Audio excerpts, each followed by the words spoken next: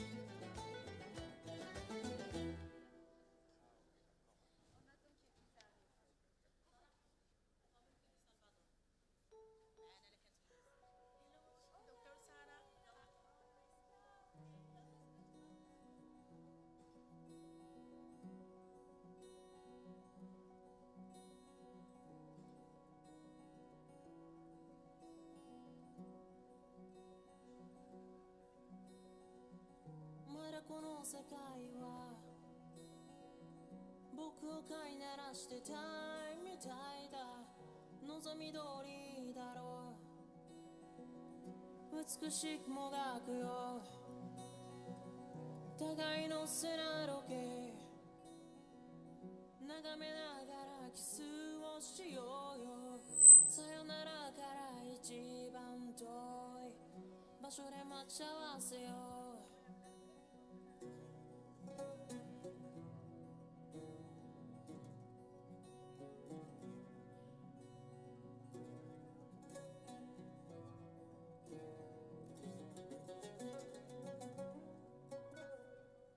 ついに時は来た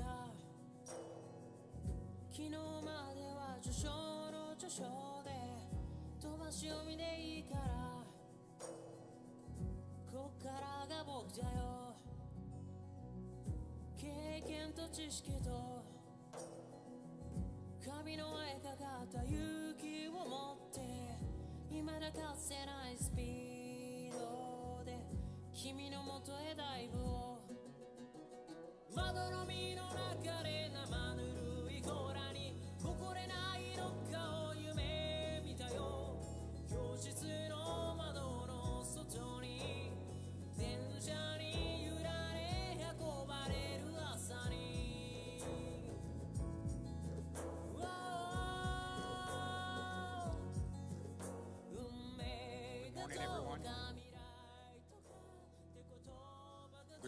everyone.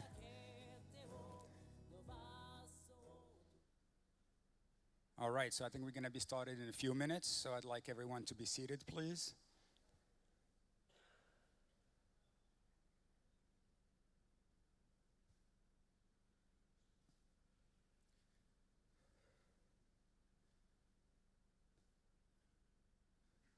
The guests and invitees who are outside, please come in.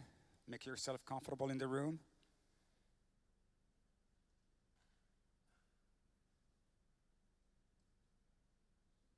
On va commencer dans quelques minutes.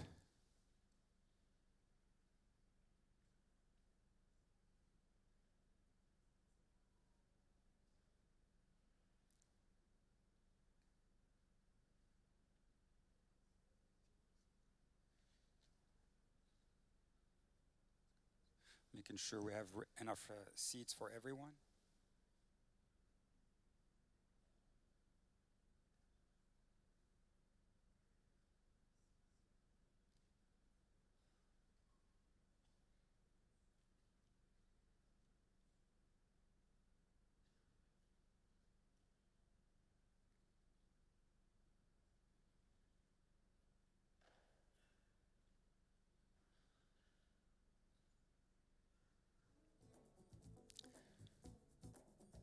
All right, good morning, everyone. Bonjour. It's my great pleasure to be introducing this session. My name is Hisham Scali, and my colleague here, Dr. David Sweener, is the other facilitator. We're going to be introducing the great speakers of this morning. This session is titled the Food Security in Africa and the World, Harm Reduction Strategies.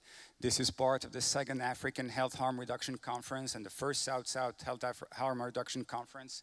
This is a great event that was able to reunite and get participants from all continents, mostly from Africa, but really having worldwide collaboration focusing on health harm reduction. So I thank the organizers and the different participants for being here and making this a tremendous success. Last year was excellent, and this promises to be even greater and better. So I thank you all. I want to give all of you a round of applause, please, for being here and participating here.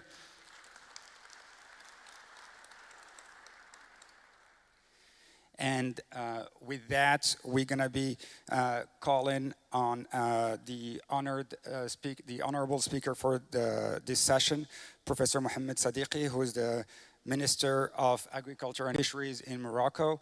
We're looking forward to his talking about harm security.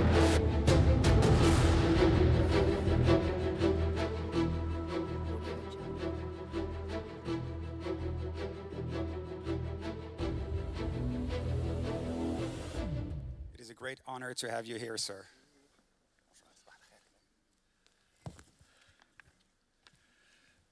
Bismillahirrahmanirrahim. Wassalatu wassalamu ala ashraf al-mursalin. Excellences, mesdames et messieurs les ministres, honorables participants, mesdames et messieurs, tout d'abord, je vous souhaite la bienvenue et je suis très heureux d'accueillir chaleureusement leur Excellence, mesdames et messieurs les ministres et les honorables participants venus de pays frères au Royaume du Maroc. Je vous adresse mes vifs remerciements d'avoir répondu à notre invitation pour prendre part à cette rencontre sur l'eau, l'environnement et la sécurité alimentaire qui marque la deuxième édition de la conférence africaine sur la réduction des risques en santé et en même temps la première édition de la conférence Sud-Sud sur la réduction des risques en santé. Monsieur le chef du gouvernement donnera l'ouverture officielle cet après-midi. Alors le panel de ce matin traite de la sécurité alimentaire en Afrique et dans le monde avec une focalisation sur les stratégies de réduction des risques.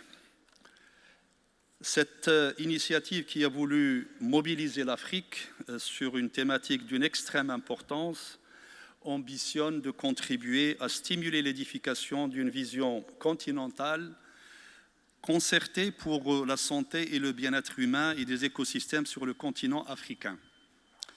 Notre continent fait face à des défis en matière de santé, notamment en lien avec la disponibilité durable d'une alimentation saine et d'un environnement propre et de l'accès à l'eau potable.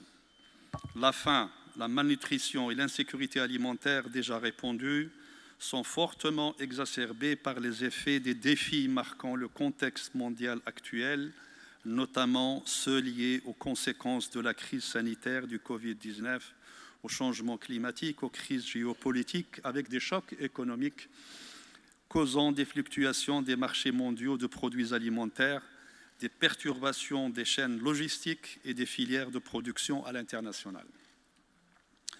Il y a de toute évidence un nexus entre la santé, l'environnement, l'eau et l'alimentation, qui sont des domaines étroitement liés de façon positive ou négative.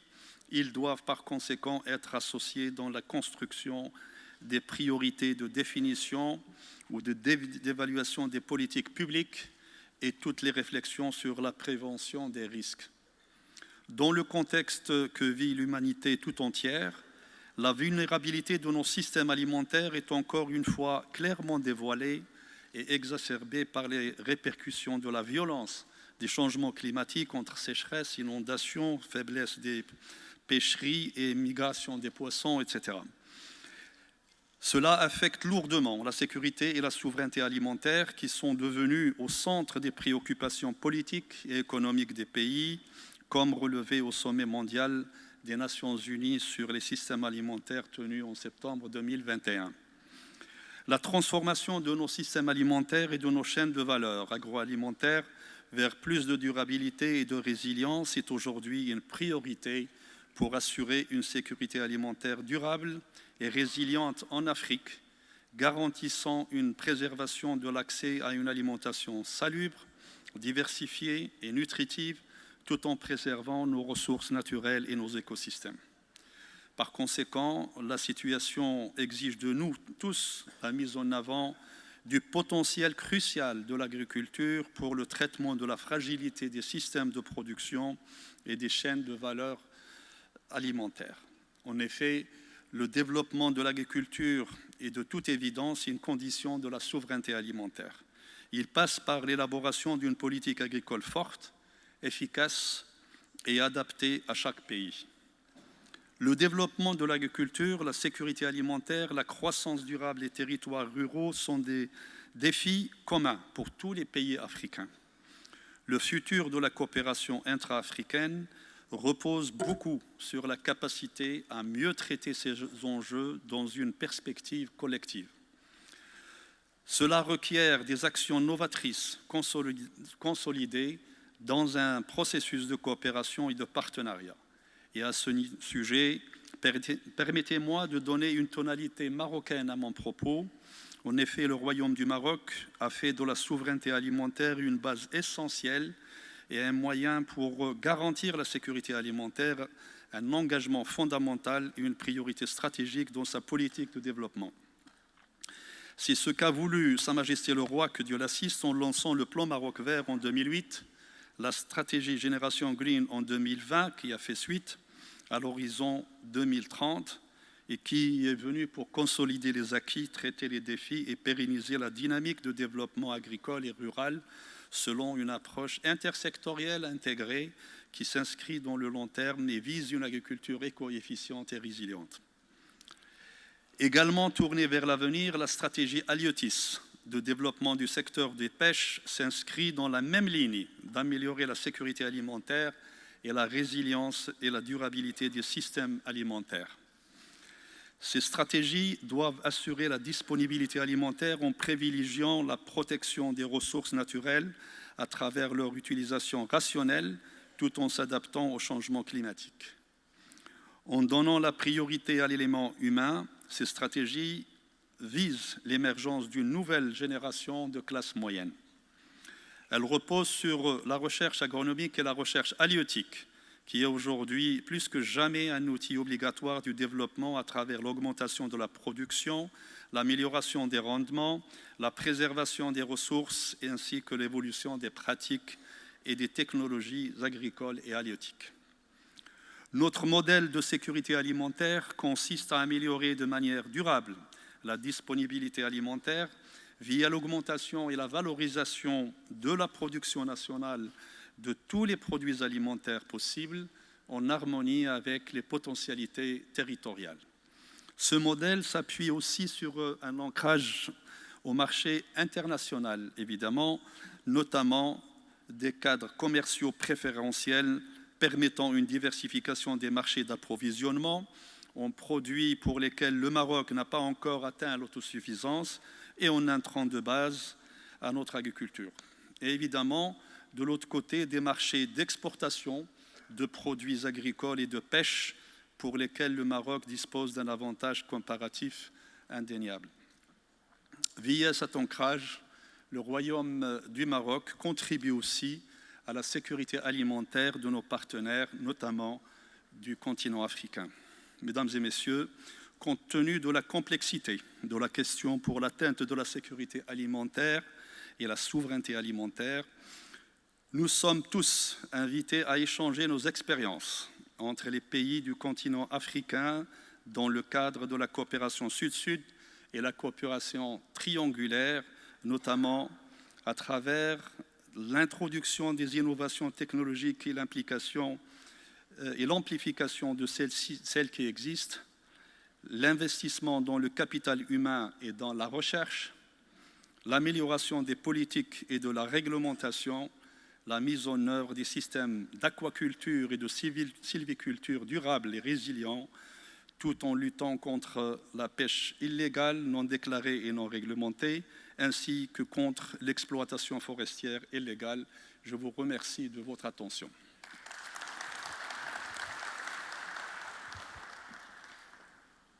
Merci, Monsieur le ministre de l'Agriculture, de la Pêche, du Développement rural, de l'eau et des forêts. This was an excellent intervention by Mr. Minister, talking about food security and food sovereignty in Africa and in Morocco specifically. I would like to call on all the speakers to come and sit here on the chairs. Remind the participants that this will follow the same format as yesterday. We have a secretary for the session, Dr. Rania Mamdouh from Egypt, and we have a jurist also who will have the privilege of putting the legal and framework for the session, Mr. Wais Abdurrahman Hassan from Djibouti. And I will call on the speakers now. Their names are here: Dr. Nabila Bouchaib, Ms. Suzana Swidrowski, Dr. Kofi Olufonke, Mrs. Dana Weiner, Professor Busmnina Mustafa, Mr. Cesar Bernstein, Dr. Fernando Spilki, Professor Iam Lashem, Dr. Randall Rodriguez, Mr. Dov Gavish,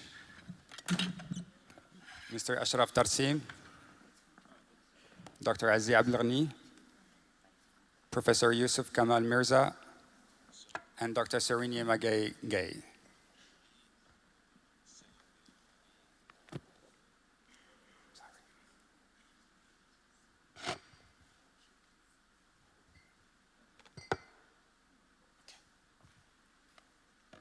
Hello, it's my pleasure, my honor to be here as co-moderator. I'm David Sweener from Canada. The entire conference is incredibly important when we look at what can we do to reduce harms, what can we do to extend life, healthy life. And when we look at issues like food and water, we're dealing with things that are essential to life, but throughout human history have also been a major vector of disease. We have come a long way in dealing with that worldwide. We have a long way to go. And some of the biggest gains that we can get in public health are in dealing with relatively simple things like how to have sanitary water, how to remove pathogens from food. And this is our opportunity to hear from some of the world's major experts and look at where do we move from here. And to start and to remind everyone that we will be very tight for time, so please Keep comments as short as possible. Hopefully we'll have time for discussion. And I'd like to start with Dr. Anabu Abushabib from Morocco.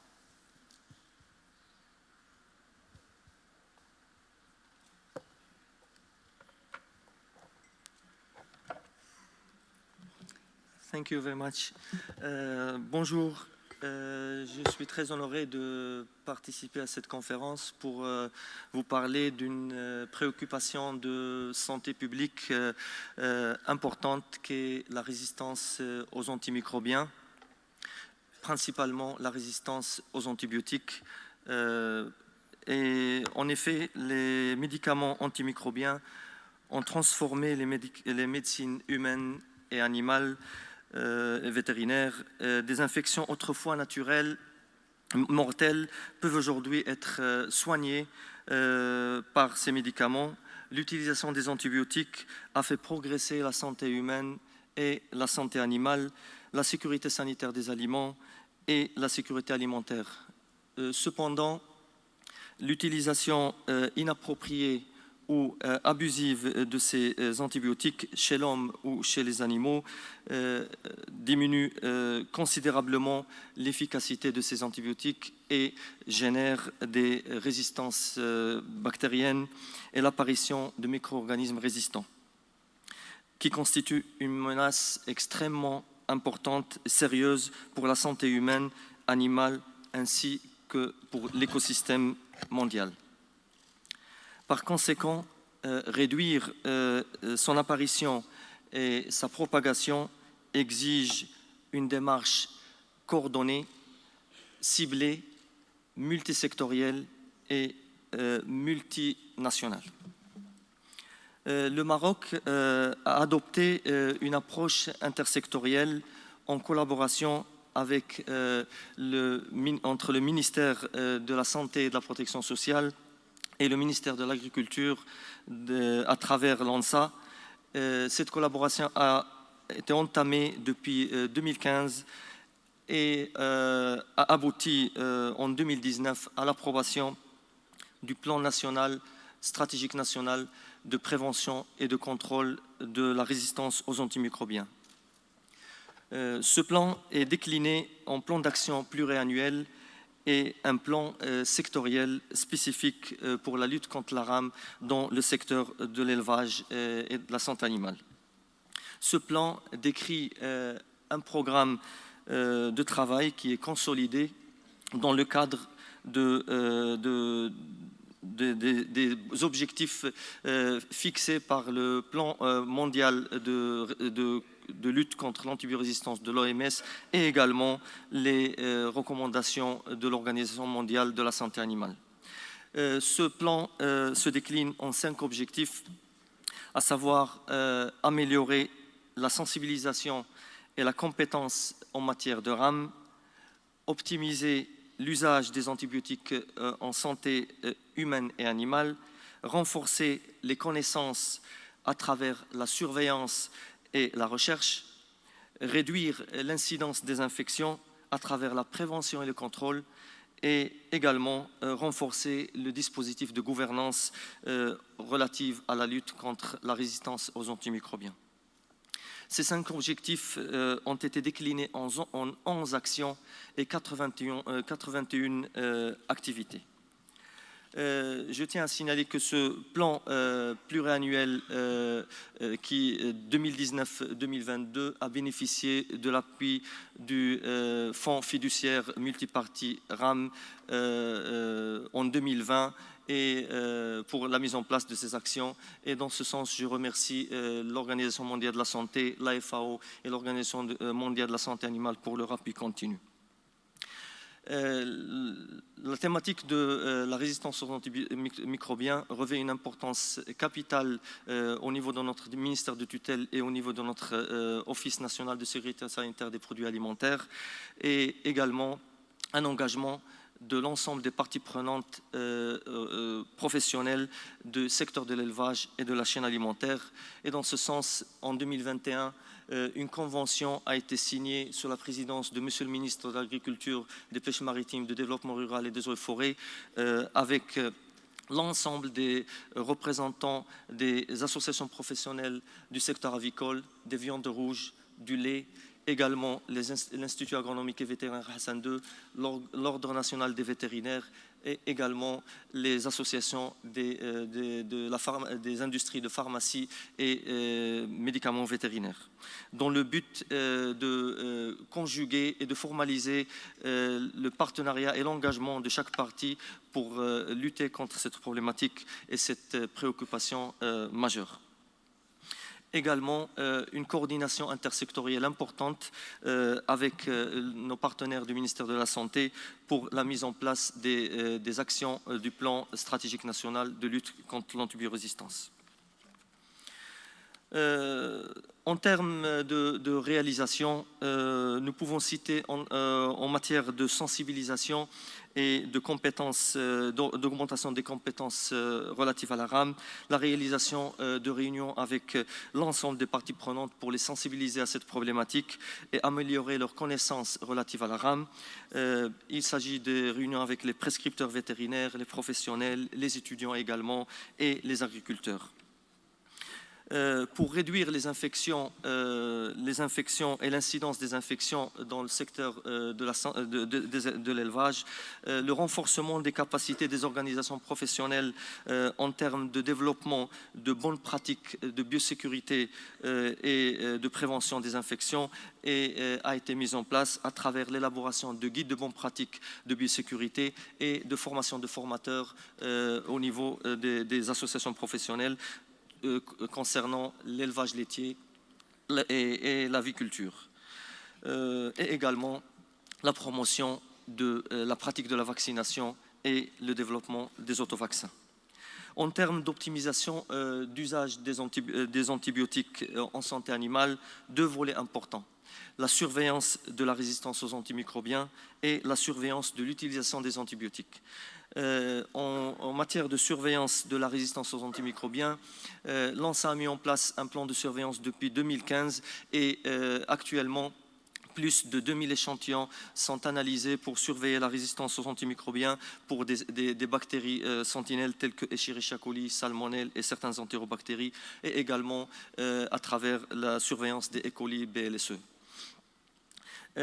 Concernant la surveillance de l'utilisation des antibiotiques, le suivi de la quantification de l'utilisation des antibiotiques en santé animale est mis en place depuis 2015 avec un trend baissant de la quantité continue, baissant de la quantité ramenée à la biomasse totale animale.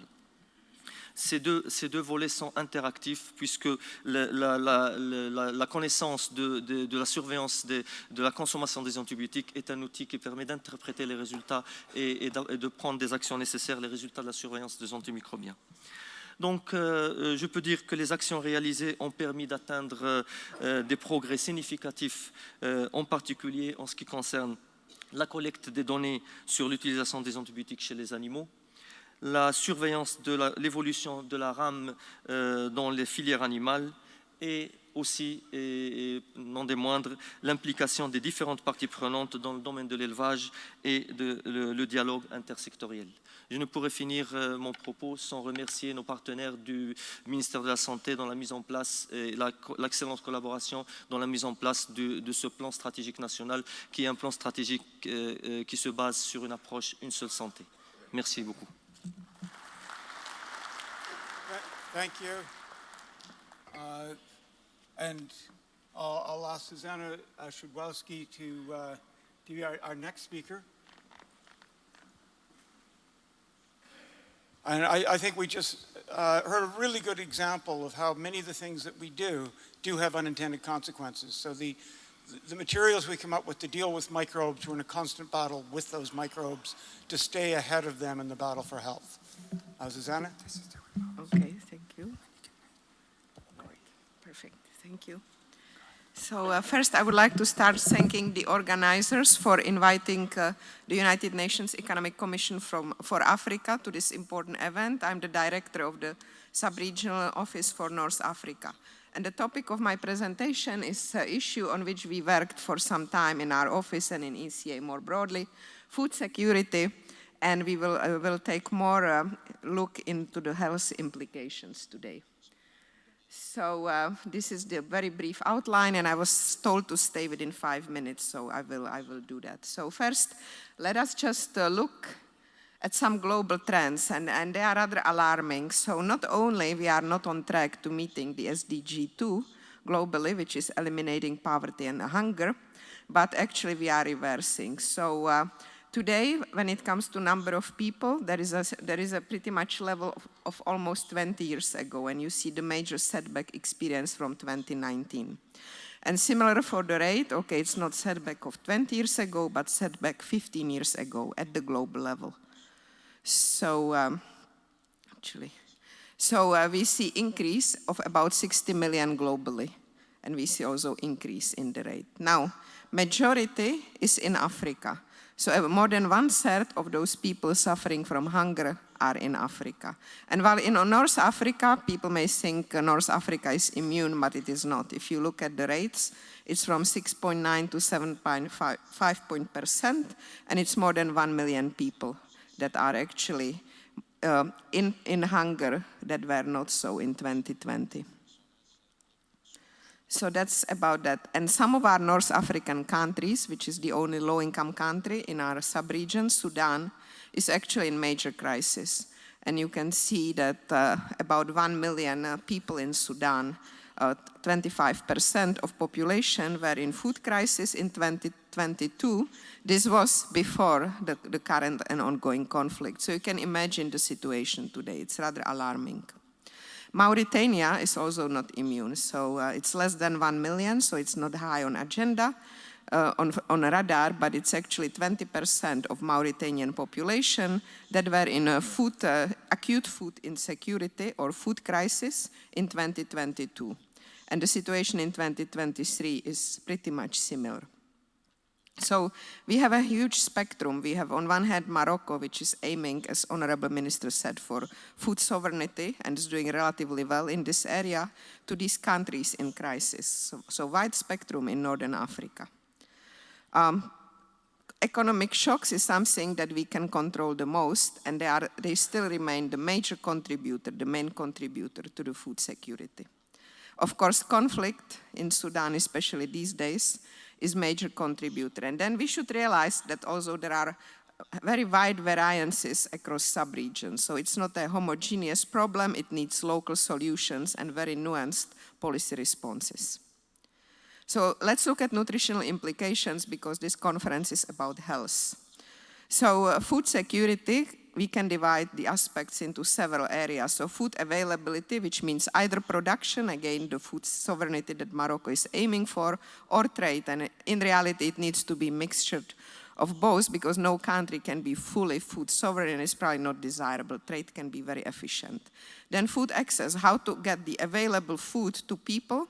And that also means that people have to have enough money and sufficient income to buy this food.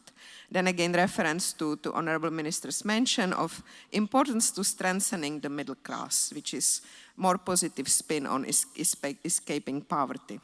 And then finally, food utilization, and this has to do with the nutrition. So not only that the food is available, but people have to be aware and make appropriate choices in their food consumption.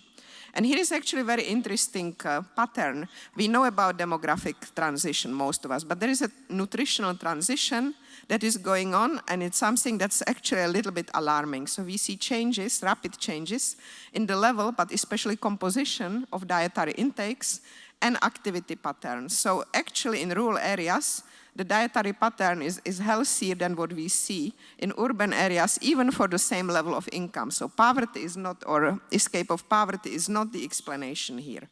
And not only that, even within individual families, we can encounter both overweight or obesity and undernutrition. So again, very nuanced policy responses are needed. So we have countries in advanced nutrition transition, but usually it's just for specific areas of countries. We have significant undernutrition, so perhaps Mauritania would be example, but again, within each country, we can find this phenomena. And then we have countries in complex emergency. Again, Sudan comes to mind here, where, there are severe implications. And then here is a little bit, and this is not the latest years, but maybe 5-6 years ago, the prevalence on nutrition-related diseases in North African countries. So we see obesity, overweight, high blood pressure, high blood sugar, and high cholesterol. Of course, nutrition is not the only factor, but it's a major factor, and we should realize that as it is not the latest number, in some of these areas we saw increase since then. UNICEF has designed very good conceptual framework. I will not go through it in detail, but the point is nutrition is not the only factor. It's the available health system. It's also the child health at the birth and etc. But ultimately there is a very strong relationship between nutrition and child wasting and underweight. Here are the numbers for Northern Africa, the table on the right. And we see that actually, you know, the numbers are not so much better when we look at the wasting. They are very close to Africa average. So wasting means insufficient weight for given height. So Northern Africa has a major challenge here, especially due to Sudan's numbers, but not only. Then maybe you know, I will not go into details of individual countries, but one point I wanted to make is we're focusing here on the physical aspects of health. But the research increasing also for Africa shows that there is a strong link between food, nutrition, and mental health. So when families do not have access to food, they are under severe stress, maybe for extending periods. They have to take measures that no family wants to take, like withdrawing children from school, cutting food for children, reducing their access to health. So all this has mental health implications, including anxiety and depression. So this is an area that needs more attention across Africa. And maybe in conclusion, I can say about our sub-regional office. Early this year, we have issued a report on human capital in Africa, where we have focused exclusively on education. But we plan to extend it and now look at the other aspect of human capital, which is health. It was in collaboration with Oxford Economics, and we also hope to collaborate with African partners. Thank you for your attention. Thank you, Susanna. And I'll now call on Dr. Kofi Olufok from Ghana.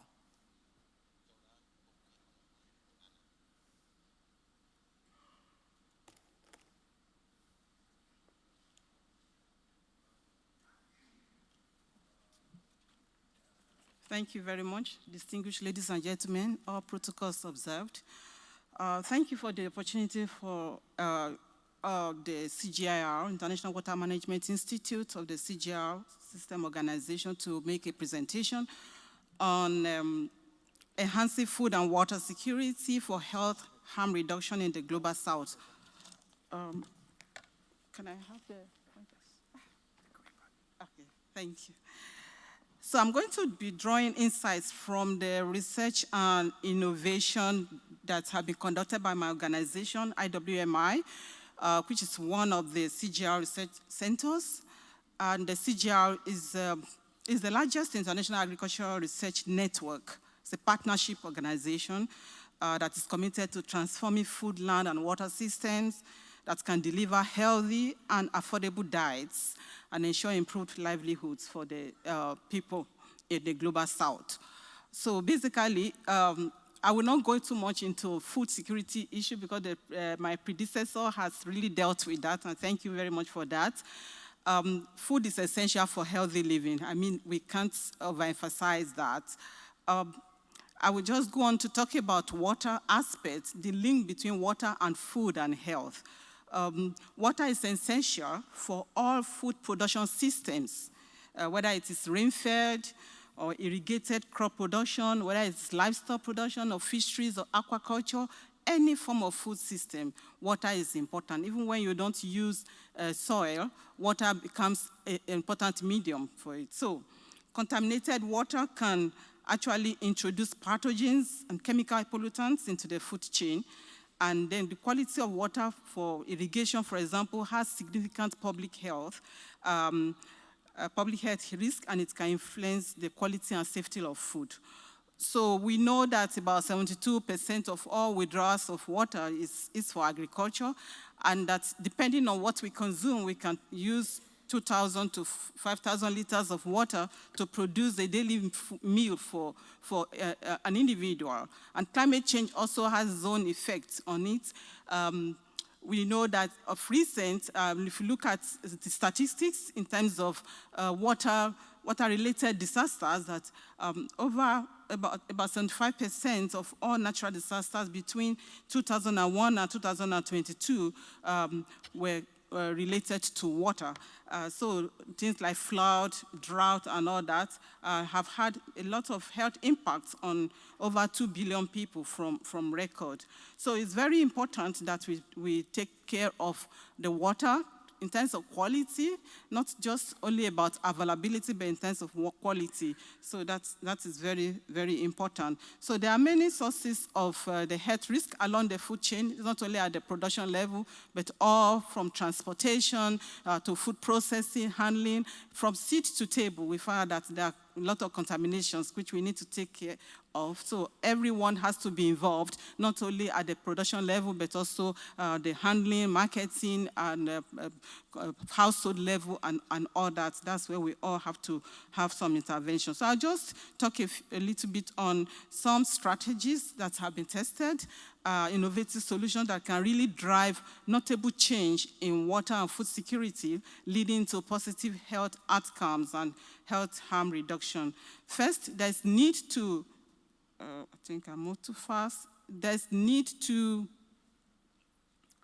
okay, I need to go back. Yeah. There's need to have appropriate water development and utilization. It starts from there. In Africa, we say we have both physical and economic water scarcity. So if we're going to develop water, we need to look at interventions like nature-based solutions that will improve water availability, at the same time also improving water quality and minimizing disaster risk. We also have to optimize the alternative water sources so that where we do not have fresh water, where we do not have surface water, we have groundwater, rainwater, all forms of water that we need to, depending on the quality, that we need to allocate for different uses along the value chain. That is very important. The second thing is about safeguarding the quality of the water systems itself. This is important because we need to control the sources of human pathogens and other pollutants that are really polluting the aquatic ecosystems. And the way we can do that, one, we can minimize the pollution from source. We can also optimize the way we treat our wastewater so that we do not discharge waste directly into the environment. There are several measures, and WHO has come up with a lot of guidelines on that and standards that we need to follow. There are things that need to do with having really water quality standards that we follow in the countries it has to be fit for purpose water quality standards that are feasible and applicable to each country context using the international standard. And of course, water quality control is very, very important. Regular monitoring and testing to ensure that it meets safety standards is very important. There are a lot of things on our website that can provide some guidelines on that as well as other organizations. The third thing is about deploying good agricultural production practices on farm. Climate resilient agricultural practices, including drought-tolerant varieties, including fortified, nutrition-enriched varieties and breeds that we can introduce for production. And of course, having innovative systems around the reliable data, digital agroclimatic information systems. Some of those agroclimatic information systems that are there in many countries, they lack information on health. I think it's important that this time around we need to begin to integrate health advisory into those things at the farm level too, to be able to help the farmers, not only the farmers, but also all the actors on the value chain. There are quite some examples of farm for health innovation approaches that have been tested in Eastern Africa. There are innovations that have been tested that can actually be scaled up in different locations. The other thing is to minimize cross-contamination and ensure food safety from seed to table. I mentioned something related to that.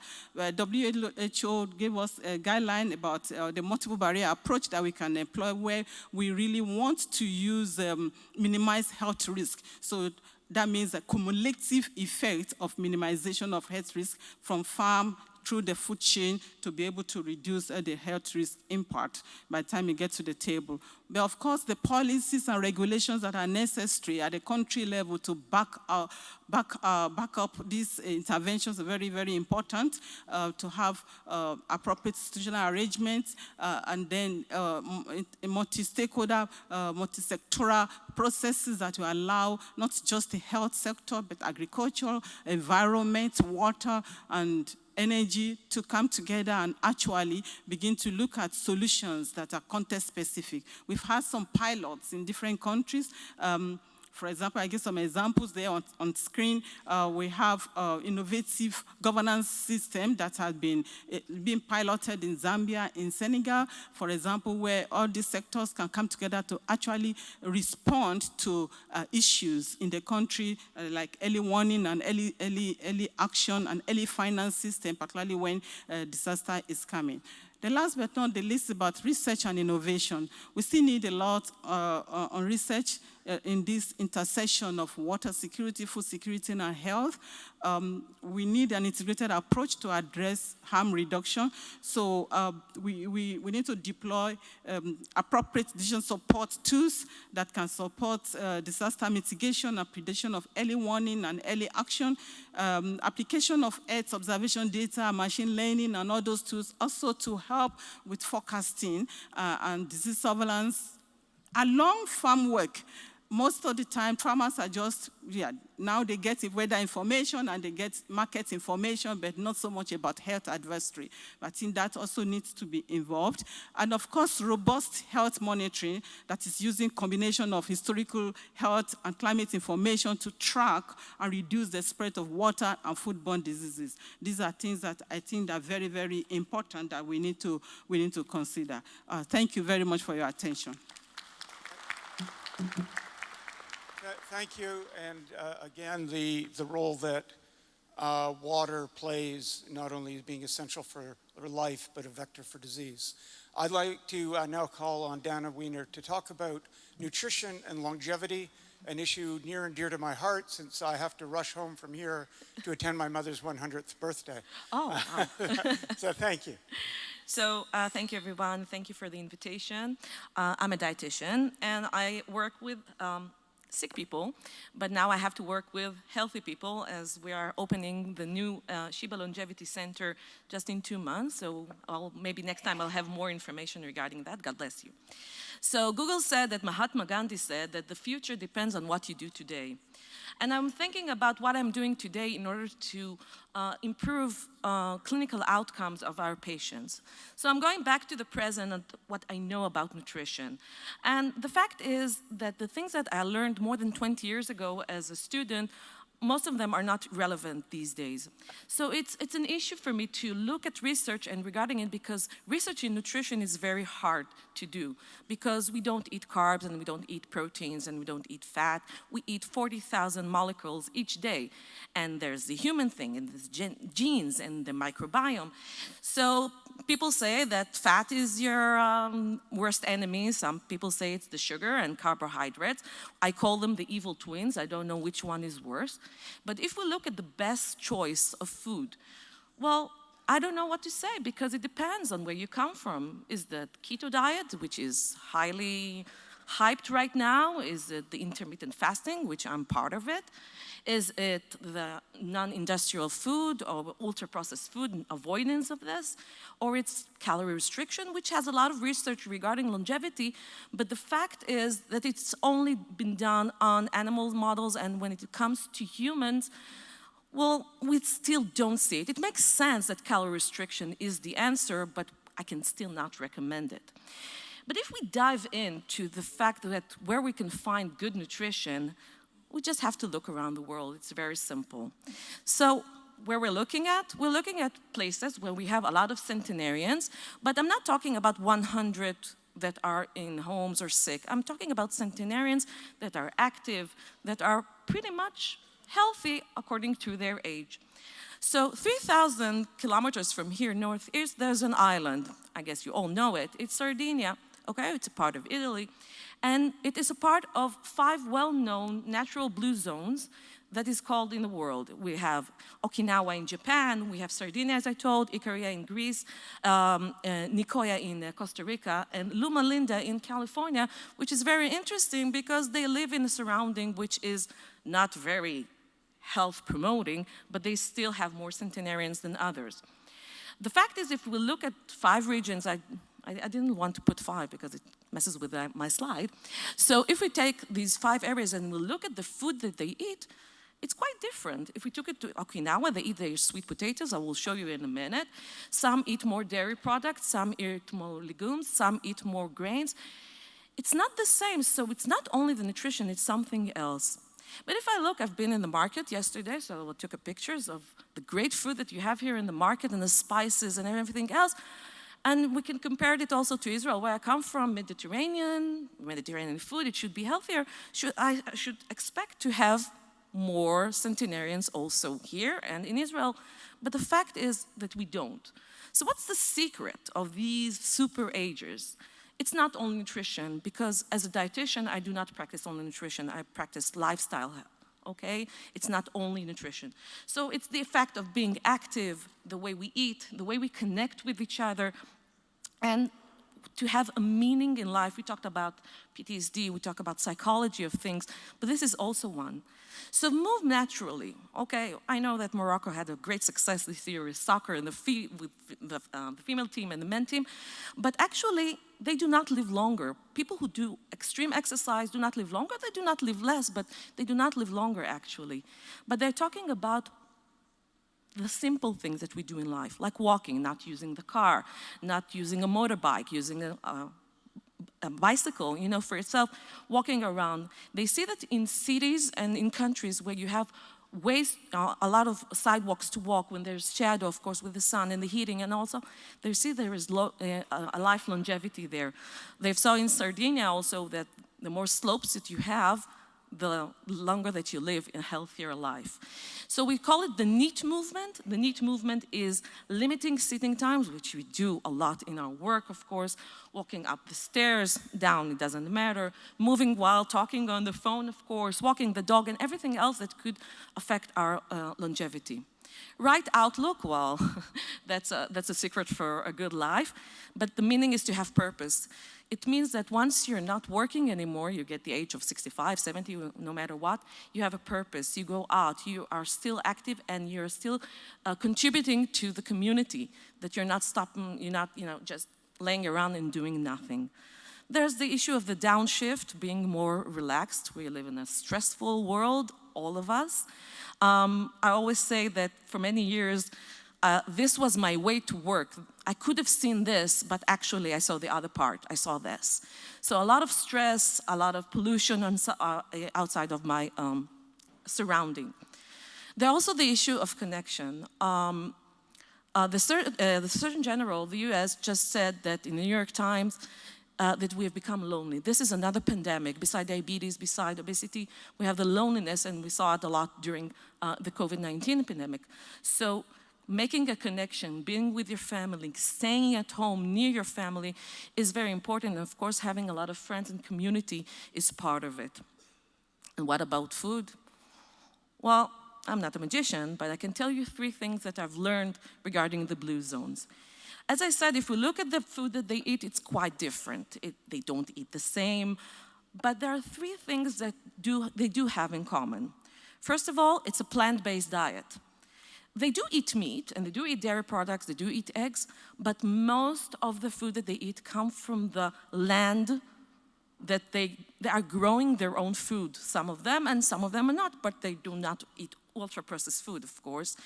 It's mostly fruits, vegetables, nuts, legumes, and things like that, whole grains, and so on. But if you look back at Sardinia, they do eat carbs. they eat a lot of pasta and they'll eat a lot of ravioli. But the only difference is that they make their own pasta. They don't buy it. So it's also the community coming together, and it's very hard to make this, so you need a lot of strength in order to do that. If we took it to Okinawa, for example, in Japan, they eat the sweet potato, which is carbs per se, and they don't eat it because it's healthy. They eat it because they're used to eat it for many, many years from the time that they didn't have food, okay, during wars or during starvation.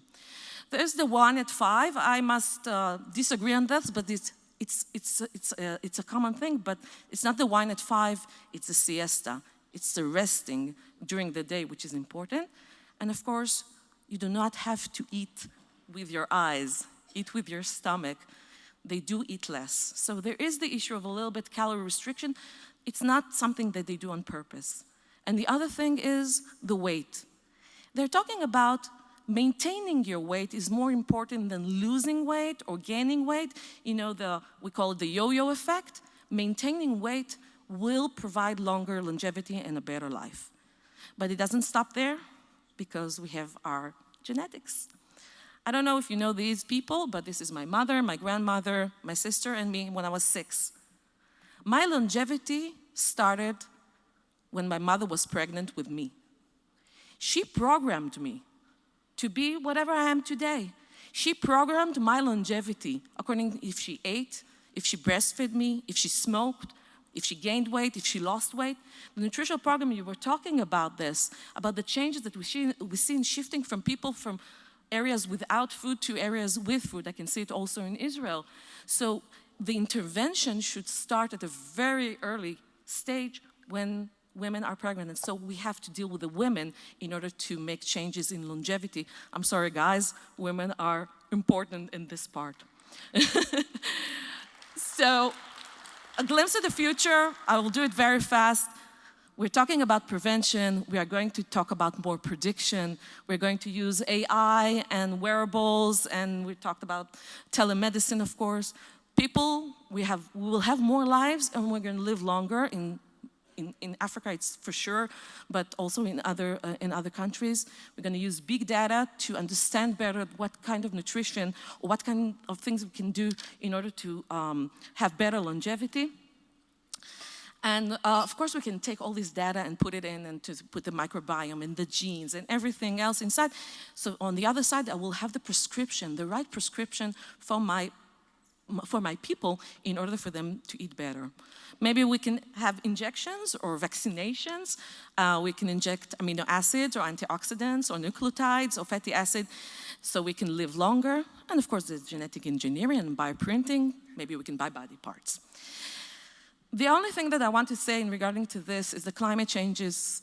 We know that the climate changes made us go from plant-based diet to a more protein or meat-based diet. And the future, where people finding other sources of food is eating, cockroaches and things like that. I won't do that. And finding other sources of proteins, even from garbage.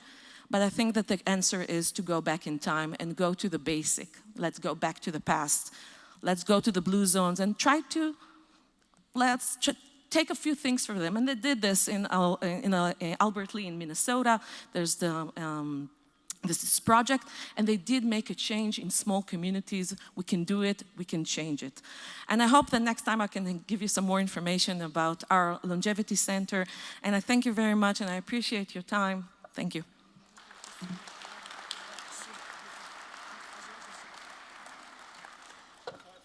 you, Donna. I mean, incredibly important as we look at what's happening with longevity and what we can hope for. So I'm hoping not just to attend my mother's 100th birthday in about 3 days, but to have her attend mine. And now I'd like to move on to Professor Bousmina Mustafa from Morocco. Hi, can you hear me? Yes. Yeah, since really I don't have any visual presentation, I do prefer to speak from here. Bonjour tout le monde, Monsieur le Ministre, honorable invité, je suis ravi de participer à ce panel dédié à la sécurité alimentaire qui fait partie en réalité des 17 ODD des Nations Unies, mais aussi de l'agenda de développement de l'Union africaine. Et beaucoup d'efforts ont été déployés pour atteindre les objectifs à l'horizon 2030. Malheureusement, durant les 3 dernières années, ces efforts ont été fragilisés à la fois par la pandémie qui a perturbé les chaînes d'approvisionnement à l'échelle internationale, qui a engendré l'inflation et par ricochet, il a augmenté la pauvreté à l'échelle internationale et notamment en Afrique. Ceci a été exacerbé en plus par la guerre Russie-Ukraine qui a mis sous tension l'accès aux denrées alimentaires et on voit qu'actuellement le tonne de blé, le coût du blé a été doublé. Et désormais, ceci nous a fait prendre conscience en réalité qu'il ne faut plus désormais parler de la sécurité alimentaire, mais plutôt parler, comme l'a dit Monsieur le ministre, de la souveraineté alimentaire. Souveraineté, je dirais, tout court.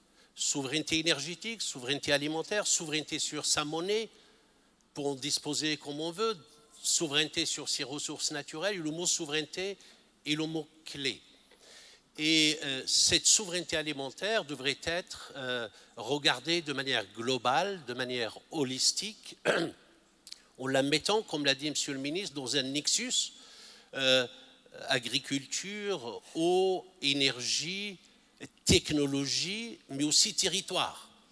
Et le territoire à propos duquel nous parlons aujourd'hui, c'est le territoire, c'est l'Afrique. L'Afrique est un immense continent. Moi, je suis africain. L'Afrique, c'est plus de 30 millions de kilomètres carrés. Pour ceux qui n'arrivent pas à visualiser, vous pouvez prendre la carte des États-Unis. La surface des États-Unis, vous la mettez sur la carte de l'Afrique. Vous ajoutez à cela la surface de la Chine et de l'Inde. Et il resterait de la place pour mettre d'autres pays. Allez, on va mettre les 27 pays européens dans la carte de l'Afrique. Et il resterait de la place. On mettrait le Royaume-Uni. Il resterait encore de la place. Et je rajouterais le Japon et la Corée du Sud. Il resterait de la place. Je mettrais les pays de l'Est de l'Europe qui ne sont pas membres de l'Union européenne. Et je prendrais la surface de leur pays et ça fit dans l'Afrique. Et je rajouterais la surface du Mexique et de l'Argentine. Et il en resterait un tout petit peu de place pour mettre un tout petit peu plus de pays. C'est un territoire immense qui recèle de ressources naturelles importantes, 30% des minerais à l'échelle internationale, mais aussi avec une faune et une flore très importantes et des végétations parfois uniques à l'échelle internationale et le deuxième poumon du monde. Ce continent évolue dans ce continent actuellement un peu plus de 1,4 milliard d'habitants. Et ce chiffre va augmenter à l'horizon de 2050, vraisemblablement vers 2,4, 2,5 milliards d'habitants. Et à l'horizon 2100, à peu près 4,5 milliards d'habitants. Et alors, un terrien sur 4 serait africain, dont la moyenne d'âge est moins de 20 ans, comparativement à plus de 30 ans ailleurs dans le monde et plus de 40 ans en Europe. Cette jeunesse africaine est un atout qui peut être transformé en dividende économique si on réussit à lui préparer les conditions idoines pour qu'elle puisse exprimer ses talents et s'épanouir et participer au développement du continent. Autrement, il va être une source de fractures et de violence, surtout s'il est mal nourri. Et cette augmentation démographique met la sécurité alimentaire ou la souveraineté alimentaire sous vraiment une tension très importante. Je dirais qu'il y a beaucoup de rapports qui ont été faits sur le diagnostic concernant la sécurité, ou bien maintenant on va parler plutôt de la souveraineté alimentaire. Toutes les institutions internationales, nous en avons entendu encore ce matin, les rapports pilulent. Maintenant, il faut passer à l'action.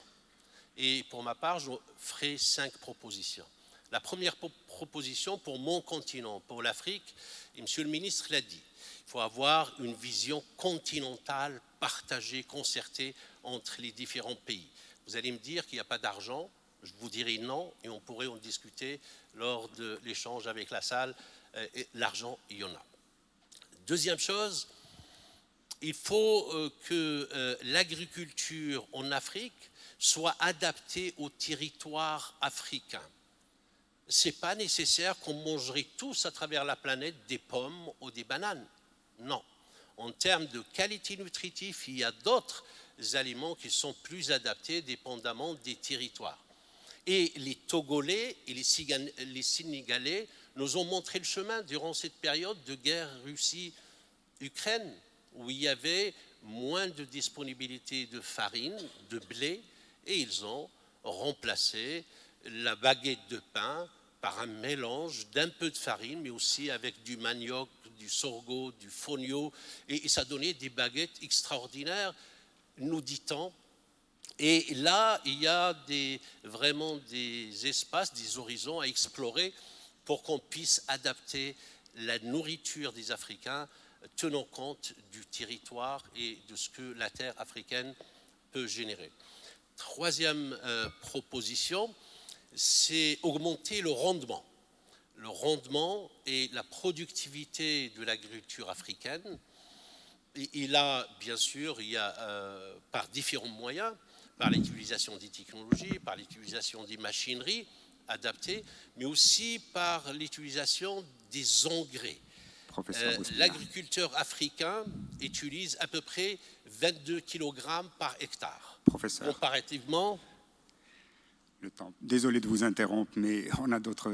Si vous pouvez arriver à votre conclusion, s'il vous plaît. Here. Désolé, mais pour votre conclusion, s'il vous plaît. So I will stop here. Oh, merci beaucoup. Merci, professeur Bousmina. Désolé de vous avoir interrompu. Des applaudissements, s'il vous plaît. I'd like to remind everyone about the signature of the Memorandum of Agreement yesterday between the African Global Health and Sheba Hospital. Big round of applause for everyone, please, for making that happen. And to stay on schedule, I'd like to call Mr. Cesar Bernstein from Argentina, please.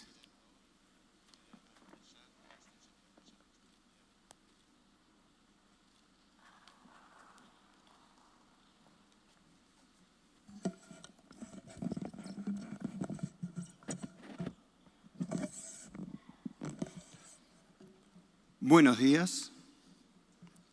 Quiero agradecer la invitación por parte de la Sociedad Argentina de Cardiología y el grupo que lidero que se llama Cardioecología y Hábitos Saludables de la Sociedad Argentina de Cardiología. Y vamos a presentar esta imagen que ustedes ya la vieron, ¿no? Pero quizá tenemos la dimensión de la tristeza que nos da esta imagen, ¿no? Son 9.2% de personas con hambre y malnutrición en nuestro mundo en el siglo XXI. 1 de cada 10 personas en nuestro planeta sufre hoy en día de este problema y no va en descenso, como podrán verlo en la imagen. Pero este es uno de los problemas. El otro problema es que dentro de los hábitos saludables, según lo que dice la Organización Mundial de la Salud, está el consumo de 5 o más porciones de frutas y verduras, ¿sí?, por persona por día. Y en un país, por ejemplo, como el mío, que es productor de alimentos, que es exportador de alimentos, hay solamente el promedio llega a 2 porciones de frutas o verduras por día, por persona, y solamente el 6% llega a consumir 5 o más porciones como recomienda la Organización Mundial de la Salud. Frente a esto y como una herramienta más y como reducción del daño, nos planteamos generar este proyecto que se llama Producción Familiar de Alimentos Vegetales.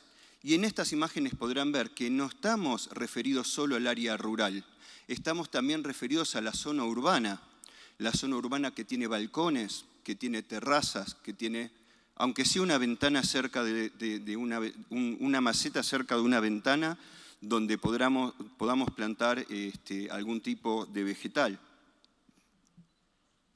¿Y cuál es el objetivo? Bueno, alimentar la población vulnerable, sobre todo en países donde no tienen garantizada la alimentación, países de bajos a moderados ingresos, con, si es posible, productos saludables, con una relación de ganar-ganar. que esto significa alimentación saludable con producción de alimentos en forma sustentable a través del método agroecológico. ¿Cuáles son los beneficios del método agroecológico? Evita el uso de agroquímicos, también de fertilizantes sintéticos. Esto reduce la pérdida de biodiversidad y las enfermedades relacionadas a los químicos. Y vamos a intentar que en lugar del aumento de producción de alimentos no vaya sobre nuestros bosques, que son deforestados, sino que vaya hacia la ciudad. Tener ciudades más verdes, más llenas de alimentos, que la gente pueda producir su propio alimento. Es además barato, accesible, puede ser muy divertido si ustedes lo pueden disfrutar.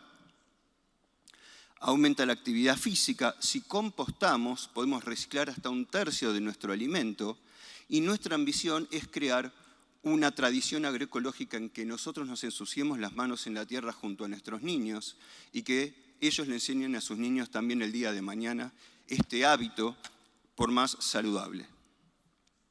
Además, en estudios muy importantes, como por ejemplo el Nutrient Santé, que se hizo la década pasada en Francia, se pudo ver que el consumo, y además podemos agregar la producción de vegetales agroecológicos, se acompaña de mejores hábitos y menos factores de riesgo. Cuando se estudió las personas que estaban consumiendo productos agroecológicos contra los que lo hacían en forma convencional, vieron que había más actividad física en los que consumían productos agroecológicos, más consumo de frutas y verduras, menos obesidad, menos diabetes, menos hipertensión, menos síndrome metabólico, menos algunos tipos de cáncer, había reducción de algunos tipos de cáncer y menos enfermedades relacionadas al embarazo, como el bajo peso al nacer y la preeclampsia. Pero los cardiólogos, yo soy cardiólogo, no sabemos mucho. Si ustedes conocen mi huerta, probablemente yo no pueda sentirme tan orgulloso porque no tengo tanto tiempo y los yuyos a veces me la van venciendo un poco. Pero en Argentina tenemos una organización pública que es el Instituto Nacional de Tecnología Agropecuaria, que ellos tienen el know-how, ellos sí están en todo el país y le enseñan a la gente cómo realizar este tipo de trabajo. Mientras que nosotros en la Sociedad Argentina de Cardiología y otras sociedades científicas podemos tener el know why, ¿no? Saber por qué y que ellos nos digan cómo hacerlo. El proyecto ProFab, que tiene que ver con esto, con producción familiar, habla, entre otras cosas que nos hemos propuesto, es tratar de que este tipo de producción sea enseñada en las escuelas, en forma obligatoria, en las escuelas primarias, la creación de huertas escuela comunitarias donde los adultos puedan enseñar a realizar esta actividad y después lo puedan hacer en sus hogares, el desarrollo de compost familiares y también comunitarios para que haya reducción de los desechos y tengamos tierra fértil, también la creación en los hospitales con las personas del sistema de salud mental. Sería muy interesante que aprendan también estas prácticas. La creación de ferias que algún día a la semana tengan un lugar libre en cada barrio, en cada lugar, en cada plaza para poder poner sus productos y con eso también evitaremos el acarreo, que también es otra forma de polución a través de los transportes. Y en las guías, esto nos tiene que ver con los médicos, en nuestras guías de prevención cardiovascular debería estar incluido este tema como la producción familiar de alimentos vegetales como un hábito saludable, no solamente el consumo. Estoy terminando. Finalmente quiero compartir con ustedes una de las formas en las cuales nosotros estamos tratando de difundir esto en el lugar donde vivo, que es en la Patagonia Argentina. Con mi hijo y un músico vamos recorriendo los pueblitos. Muchos de estos pueblos son pueblos originarios de la etnia mapuche tehuelche y nosotros vamos dando charlas que tienen que ver con la prevención cardiovascular y también con el cuidado del medio ambiente. Ellos nos enseñan bastante a nosotros también. Y terminamos haciendo una gran fiesta de música y cantando con la gente de la población. Llevamos recorrido casi 7.000 kilómetros. Calculo que le hubiésemos dado un par de vueltas probablemente a Marruecos, ¿no? Y quiero agradecerle a todos ustedes por su atención y creo que estos encuentros son muy importantes para poder intercambiar ideas y propuestas para tratar de hacer de nuestro mundo un mundo mejor y estoy convencido que entre todos podemos cambiar nuestro destino. Muchas gracias.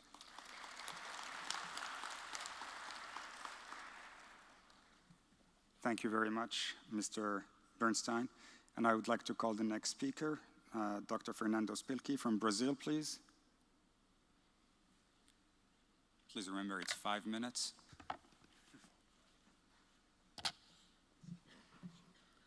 Well, good morning, everyone. Thank you.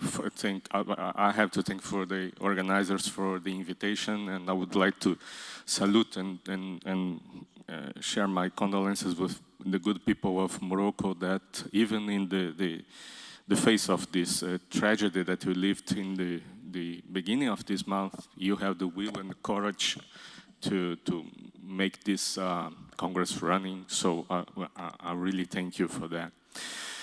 Well, I will try to make it within the 5 minutes that you gave me. My subject is virology for the last almost 30 years, and I would like to present you a view of a virologist of what is going on in the world in terms of water and food security and what will be next. So let's go for the slides. One of the things that if the idea here is to have very, very objective take-home messages, I think that one that the humankind has learned over the last 40 years is that we could not do only monitoring of new pathogens at the time that they came to human cases of diseases. We really need to do monitoring in previous steps before these viruses could enter our system. And I'm not talking only about domestic or wildlife animals. I'm talking also about food and water matters.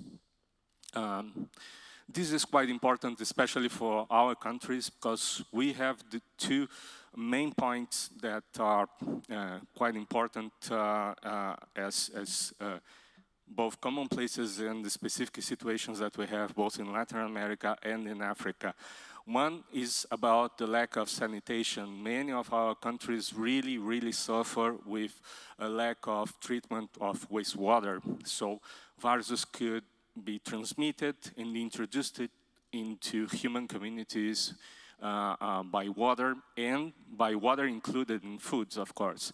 Another thing is that due to some problems with the planning of economical activities and farming, sometimes we have the disruption of ecosystems, and these linked to the huge biodiversity that we have in our countries could be also a vector for the introduction of new or re-emerging diseases, and especially viral diseases, into humans. And as I said, I believe that we do not have now the possibility to only react to any outbreaks that may occur in humans like we did in the past. We really need to go to not only to check about there's a virus in water or in foods. After the outbreak comes a reality. We really need to monitor them first before this happens. And another thing that is a challenge, as a take-home message, is that the world is changing, and it is changing fast in the southern part of the world. The thing is that we now have a lot of alterations in the hydric cycle, and the thing is that it is impacting the level of spread of these, especially enteric viruses and both foodborne and waterborne viruses into communities due to floodings, water scarcity, and many other factors. And if there is a positive legacy from the COVID-19 pandemics, is that environmental surveillance of emerging viruses come to reality over the pandemic, and that's another thing that we should do, not only in water, but we should do this in foods as well.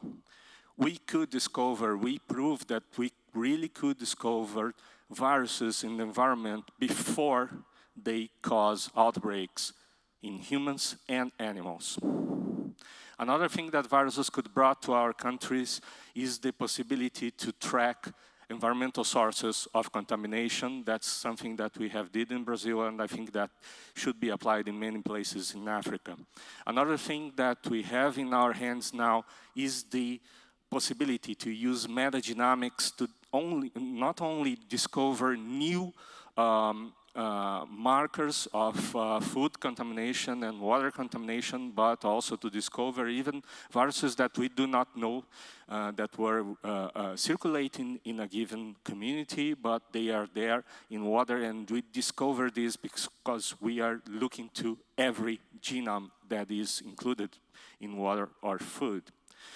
Last week, we have, after 15 years of this discussion has been stopped, we had this joint expert meeting promoted by FAO and WHO in Rome. I was there, and I will not go too much into detail of it because it's under secrecy.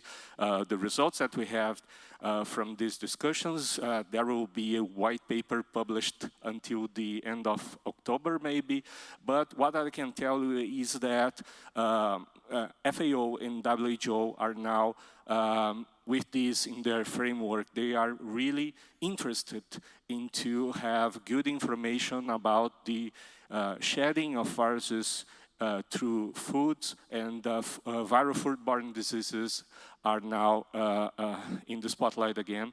And of course, noroviruses, hepatitis A are a huge challenge for many of our countries, and I think that this will improve the food safety over the years if the measures that we are suggesting could be applied.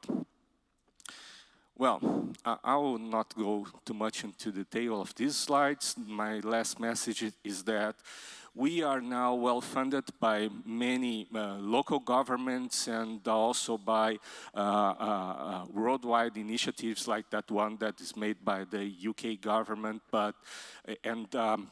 of course, north to south collaboration and global collaboration is welcome, but I think that due to the common challenges that we have ahead in this century, when considering especially Latin America and Africa, it would be very fruitful if we could improve, if we could enhance the collaboration between South and South countries. Thank you very much. That are our sponsors. Thank you again for the invitation. Thank you, Fernando. Next speaker is Professor Eyal Lashem, talking about current and future vaccines to reduce harm from foodborne infectious disease. Thank you. 5 minutes. Thank you very much. First, I would like to express my condolences to the Moroccan people and families who've lost loved ones in the recent earthquake, and to thank the organizers of this very important meeting for inviting me to talk about vaccine-preventable diseases. A conflict of interest slide, and when we look at the global burden of foodborne disease, we see that every year there are about 33 million deaths. 420,000 of these deaths are of children aged under 5 years, and the estimation is that 1 in every 10 persons would suffer a foodborne illness annually. If we look at the range of pathogens, we can see that we have viruses causing acute gastro, mentioned by my previous speaker, and hepatitis. We have bacteria causing both diarrheal diseases and also invasive febrile illness like typhoid fever and brucellosis, and we have a range of pathogens, all foodborne disease. Importantly, only a few of these pathogens are vaccine preventable. On the other side, we have respiratory disease causing, in 2019, about 488 million cases of pneumonia globally, about 2.4 million deaths. The highest incidence is also, of course, Sub-Saharan Africa and Southeast Asia. And if we look at the range of pathogens causing respiratory infectious disease, we see that almost all of them are vaccine preventable through vaccines that are readily available and incorporated into the EPI. And so if we hone on childhood mortality, for example, the estimation is in 2019 there were 5.3 million deaths of children aged under 5 years, 15,000 deaths every day. And if we look at the respiratory illness causing this disease, pneumococcus, Haemophilus influenza type B, RSV, measles, almost all of them vaccine preventable.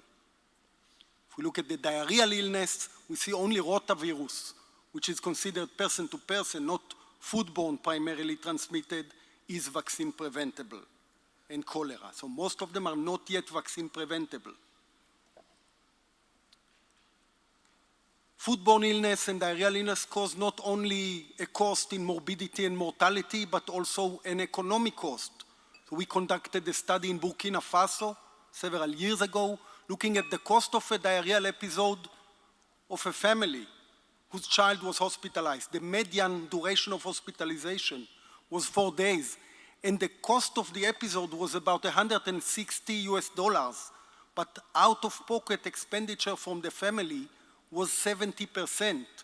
This is a huge expense for a family in Burkina Faso and in many other countries in the global south.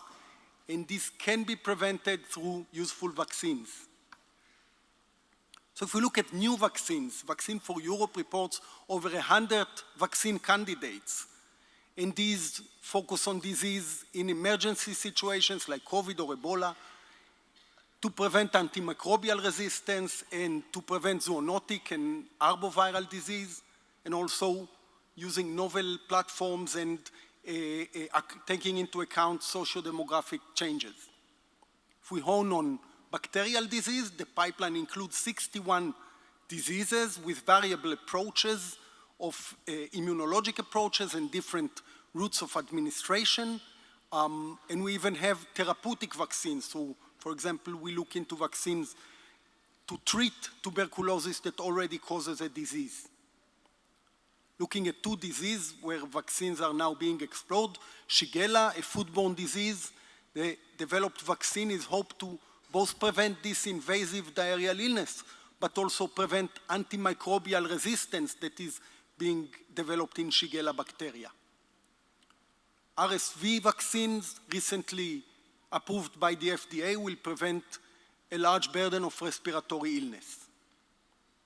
And a few challenges that we have in vaccine preventable disease. Of course, recent COVID outbreak has put a huge strain on immunization systems. So if we look at the number of children who missed out on a routine immunization in 2021, it's about 25 million. That is 6 million more than we had in 2019. So we have to take these challenges into account. In conclusion, vaccines are expected to have an increasing role in prevention of disease in coming decades.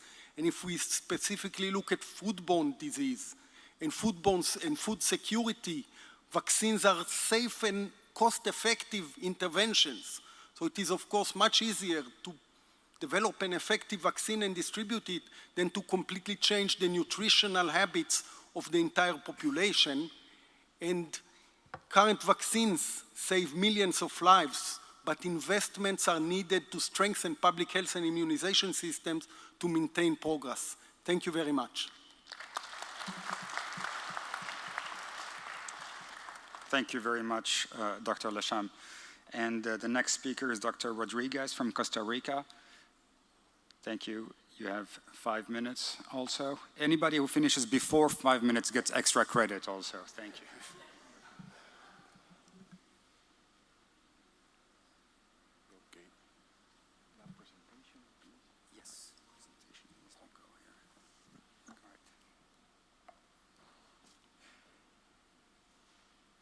While we're waiting for the slides to come up, I'd like to remind everyone to stay until the end. There is a memorandum of understanding that will be signed by Dr. Iman Kandili and EDGE Alliance. Thank you. Okay. Primero que nada, buenos días. Un caluroso abrazo al pueblo de Marruecos por habernos recibido y ser esta población tan resiliente. He tenido la oportunidad de conocer este país por unos días y la verdad que me voy a una muy buena impresión del pueblo y sobre todo de la gente. Y felicitar también a la organización de la actividad de seguir adelante ante tal evento natural. Nosotros por nuestra región estamos un poco más acostumbrados a estos eventos, pero aquí estamos tratando de aportar un granito de arena. A mí me gusta hablar un poco más de, empezar por definiciones. ¿Por qué hablar de reducción de daños y seguridad alimentaria? Tal vez las definiciones son un poco engorrosas en su momento, pero nos ayudan para poder ubicarnos. ¿Qué es lo que rescato yo más de esta definición de reducción de daños? Que tiene que ser aplicado a los lugares. Y hacia ahí quiero dirigir mi intervención. ¿Qué quiere decir eso? Que tenemos que ubicarnos dentro del contexto en el que vivimos para poder tomar decisiones. Traer información de otros países nos ayuda para compartir, pero sí definitivamente tenemos que hacer nuestra propia casuística, tener nuestros propios números para saber y conocer culturalmente hasta las mismas regiones. Dentro de los mismos países hay regiones muy diferentes. Costa Rica es un país sumamente pequeño y de las 7 provincias que hay, el comportamiento de todos ellos es completamente diferente. Entonces, como profesionales, debemos de ubicarnos en el contexto donde tenemos que aplicar diferentes políticas y ver cuáles son las situaciones que más apremian a la población en cada uno de los lugares. Otra definición que es seguridad alimentaria y nutricional, que suena muy sencillo de leerlo, pero aplicarlo es lo que definitivamente nos tiene aquí, es garantizar que todas las personas tienen en todo momento acceso físico y económico a suficientes alimentos inocuos y nutritivos. Dentro de eso están 4 condiciones que se necesitan.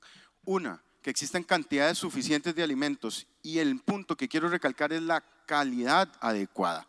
No solo la disponibilidad, sino la calidad de esos alimentos. Como sabemos, en este auge, esta pandemia de enfermedades no transmisibles como es la obesidad, que nos desemboca en la diabetes, por ejemplo, aquí es vital tocar el punto, lo han tocado algunos de los conferencistas, la parte de la calidad de los alimentos, cómo poder que la gente consuma menos azúcar, cómo podemos hacer que nuestros niños logren eso, que las personas cuenten con los recursos para adquirir alimentos apropiados. En estas partes, las segundas condiciones me parece que son más de políticas públicas, financieras, pero a nosotros como profesionales en salud nos llama muchísimo la atención de que nosotros nos quedamos un poco atrás a la hora de dar información, de meter las manos, como dijo el doctor ahora, de embarrialarnos las manos, como decimos, como profesionales en salud nos quedamos un poco rezagados, nos quedamos un poco a un lado y no damos las recomendaciones que a final de cuentas nosotros somos los que tenemos el contacto con los pacientes. Okay, como dato curioso para comparar lo que estuve leyendo acerca de cómo clasificar, cómo sabemos nosotros en qué partes tenemos que luchar para tener una seguridad alimentaria. Si podemos ver, esto es del 2022 en el índice de seguridad alimentaria global. Marruecos tiene un 63%, una nota de 63, y lo vemos que no es en absolutamente todo lo que está, no es un promedio. Si lo comparamos, por ejemplo, con Costa Rica, nosotros pasamos del 2012 de 69.5 a 77.4. ¿Cuáles políticas? ¿Qué cosas se hicieron? ¿Qué cosas pudimos? Y eso es lo que quiero entregarles. ¿Qué es lo que queremos proponer? Que hay que estimular nuestra propia casuística, nuestra propia estadística, sean estudiantes de pregrado o en grado. Para mencionar un ejemplo, nosotros yo trabajo con población VIH y buscamos las causas y cómo corregir las insuficiencias renales en pacientes polimedicados. Y de lo que hemos encontrado es, por ejemplo, el consumo de sal. Hay regiones en donde se consume mucha sal, que lo mencionaba la colega, de las zonas azules del mundo, tenemos una Nicoya, que lo que hace que eso baje es el consumo de sal en esas zonas costeras. Entonces, incentivar a que nosotros como profesionales en salud podamos hacer nuestra propia casuística. ¿Cuáles otras? Las políticas, tenemos una política nacional de seguridad alimentaria y nutricional, que se formó con la idea de poder enseñarles y ayudarles a nuestros niños a que tengan una alimentación mucho más sana.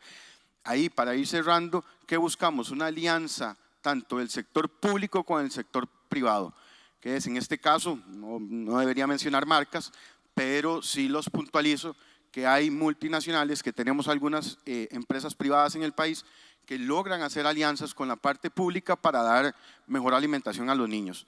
En este caso logramos tener bebidas azucaradas con menos de 40 miligramos, tenemos ciertos alimentos con 70 o menos calorías, lo cual ha tenido un impacto. No tenemos suficientes números todavía para poder demostrarlos, pero sí en lo que es las estadísticas de sobrepeso y obesidad en adolescentes y en niños sí hemos podido tener datos. Muchísimas gracias por el espacio y les cierro con la frase de Horacio, dirigido también al pueblo de Marruecos: la adversidad tiene el don de despertar talentos que en la prosperidad hubieran permanecido dormidos. Muchas gracias.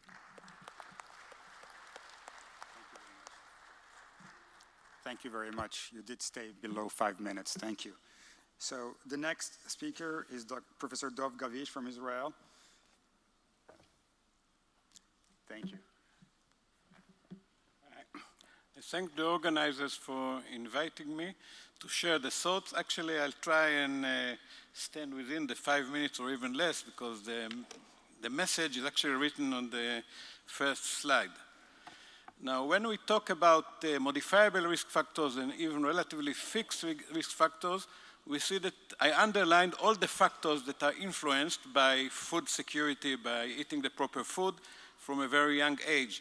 So practically almost everything is avoidable if we are smart enough to deliver the good foods and the healthy foods to the population very early on, from childhood onwards.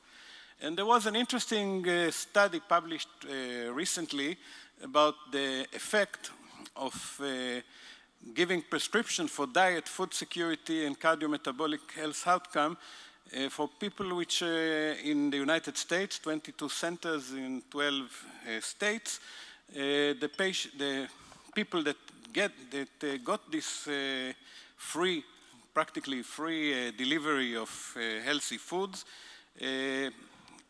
were able to show that there is an improvement, even in a relatively short time, in all the parameters of risk that I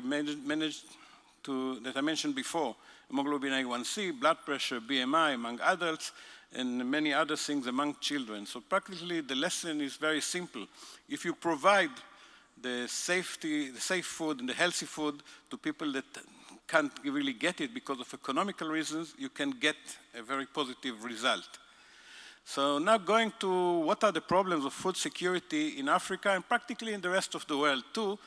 There is a lack of enough clean water, and we heard it in former lectures. There are problems with climate and actually climatization of products.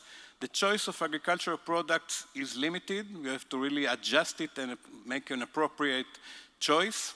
There is a problem of storage, delivery, and actually the last problem, which is maybe one of the most important one, is that citizens cannot afford the cost of what we call healthy foods. So we have to overcome all those problems.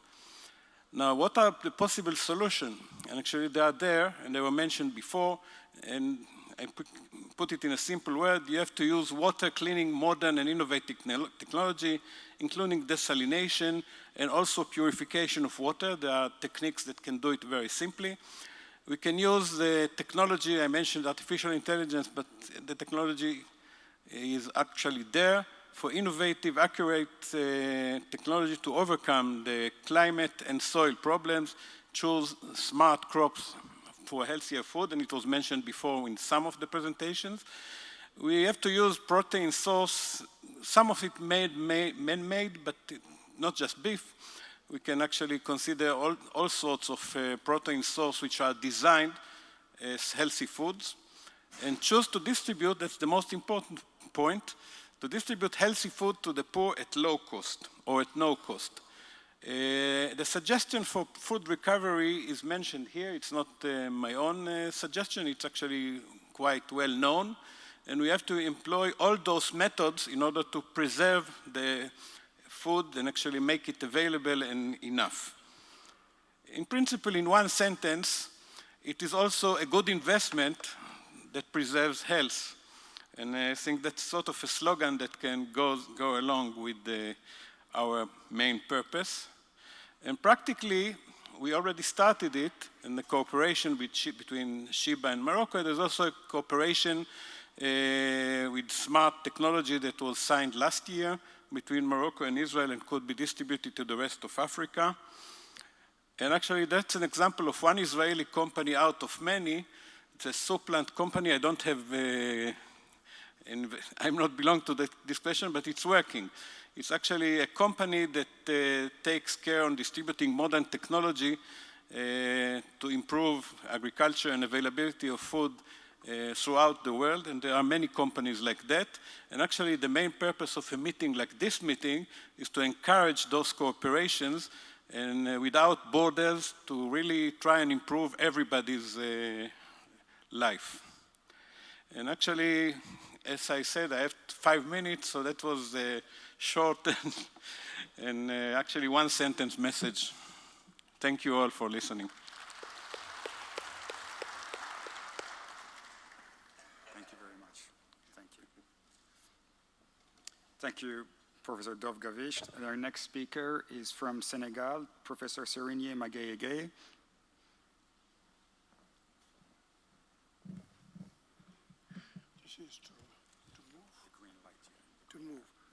Thank you very much. Je pense qu'il m'a lancé un petit défi pour rester dans le temps.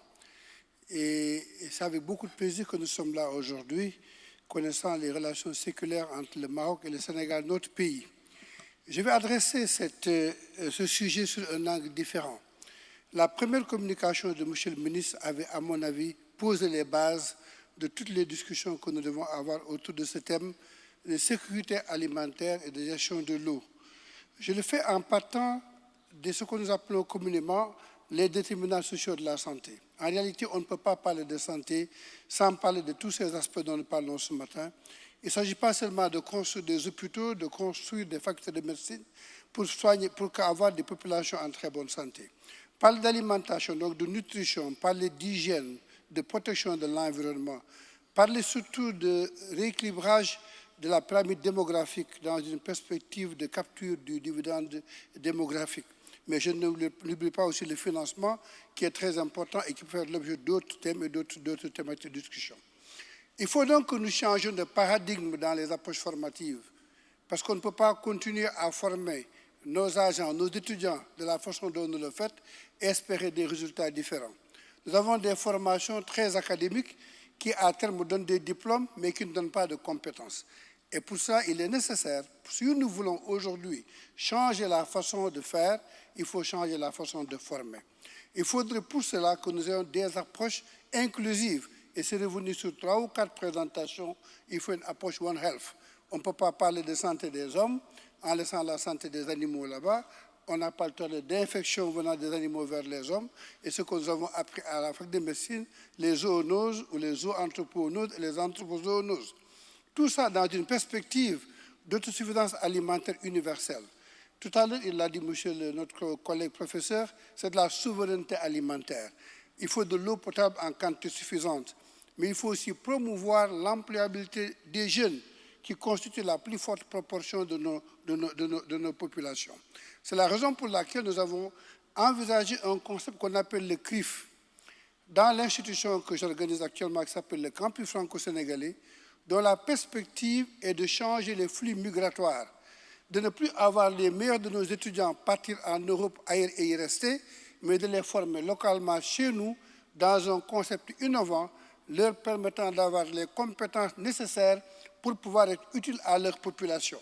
Et ce concept de CRIF va permettre d'impulser, d'animer et de former dans le cadre d'un dispositif innovant où nous avons tous les acteurs de la formation, de l'éducation, les acteurs de la recherche, mais les apprenants et le monde de l'entreprise dans un même espace. Mais au lieu d'avoir des facultés séparées, des départements où personne ne sait ce que les uns sont en train de faire de chaque côté. Ça permettra de dispenser des apprentissages et des formations dans un environnement innovant qui va placer l'apprenant au cœur de l'écosystème formation, entreprise et recherche. Ce qui permettra peut-être d'avoir beaucoup plus de formations en alternance que de les avoir dans nos universités, rester là-bas boursier ou pas, mais rester de longues années et sortir avec de grands diplômes, mais qui ne servent absolument à rien du tout. Et nous allons, donc ce concept est organisé autour d'un écosystème avec des responsables de CRIF, les étudiants, les entreprises et les encadrants. Et le lien formation-innovation pour la gestion de l'eau et de l'environnement est essentiel.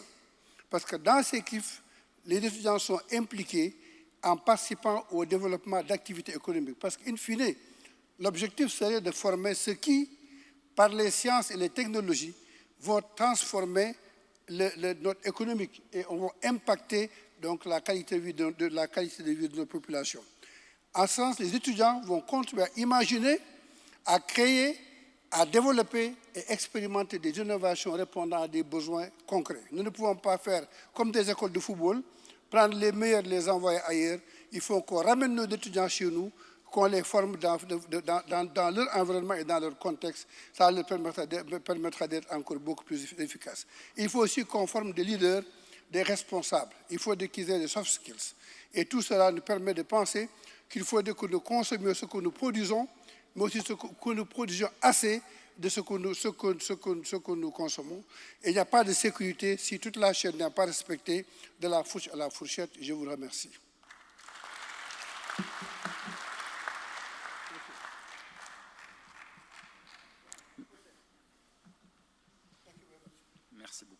Merci beaucoup, Professeur Magaye. Our next speaker is Dr. Yusuf Kamal Mirza.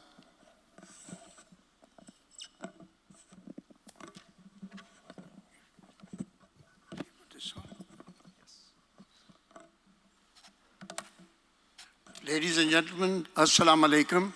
I bring special greetings from Pakistan. Maghreb holds a very special place for us in the Islamic world, being the cradle of civilization of Islam from the 7th to 14th century. And I'm glad that you are bearing this torch again of knowledge for the whole world, starting from the African Global Health Initiative. What I'm going to talk about is, I'm a clinician, I'm not a politician. And here is the problem of food security, availability, accessibility, and affordability. What we are trained as physicians is what is the problem, where is the problem, and what you can do about it. And you know, you will be amazed that we are one of the few countries in the world which is self-sufficient in food. I mean, if you look at the natural resources of the country, it's amazing. The potato crops, the onions, the chickpeas, water, and wheat and rice, the best rice in the world and the best mangoes. And look at the other country, we stand 7th in the world in wheat production. Look at our natural resources, salt, gold, copper, and all that. But what have we achieved with all this? I will just go briefly. We may be a nuclear state. Is that an achievement?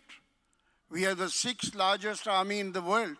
We export armaments, jet fighters, one of the biggest exporters of cotton, leather, sport goods. All the best world footballs are made in Pakistan. Software, car machinery, pharmaceutical, surgical instrument. Is that development? No. The development is in terms of health and human development. That's what is development. Our population growth is 3%. Children with stunted growth in this country with all the resources is 34%. Wasted children are 17%. Poverty level and obesity. Look at the difference, poverty level and obesity. What can be done?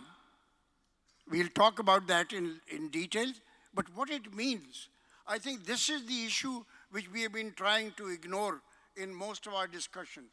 It is social injustice. We are all living in the countries where there's social injustice. The rich are becoming richer and the poor are becoming poorer. 15% of people have access to elite education and they are into politics, into government jobs and things. And they do things for themselves. not for the poor people. I think that's a very important point. So that, injustice in education, injustice in housing, injustice in health, injustice everywhere. When you have poverty, how can a poor man from a village compete with somebody like me whose family made me a doctor because they could afford it? This is the real problem. If we have to address these real problems, we have to think of the common man and not think of the rich people. Therefore, and there are some issues, of course, we faced, is climate change, but the issue is poor governance. This is the issue of Africa and Asia, of all the developing countries, is poor governance. And I'll come to that. So what can we do? I'll just take less than. We have used a political system of West in our countries. It is not the best system in the world. It may not be applicable to Africa and to Asia. We need to have a new kind of system, political system, and not just copy what is available in the West. We must remove gender inequality. We must have accountability mechanism. We should say zero to corruption. Our biggest problem in Africa and Asia is corruption. We should have zero tolerance for that and accountability. We should say no to foreign aid. And we should break from the economic colonialism which we are facing now. And the most important thing is quality education by private-public partnership. We must elevate the standard of education. We must provide job opportunities for the poor. Everybody must be employed. You know, people think that by employing people, we'll make them lazy. No, they'll have better health, better education, better facilities. Investment in agricultural technology and storage and distribution of food. Population control, we have to do something about that. With 3.1% population growth, even if we have 6% growth in GDP, it's all consumed. Focus on government should be on making the people rich and not the government rich. Thank you very much.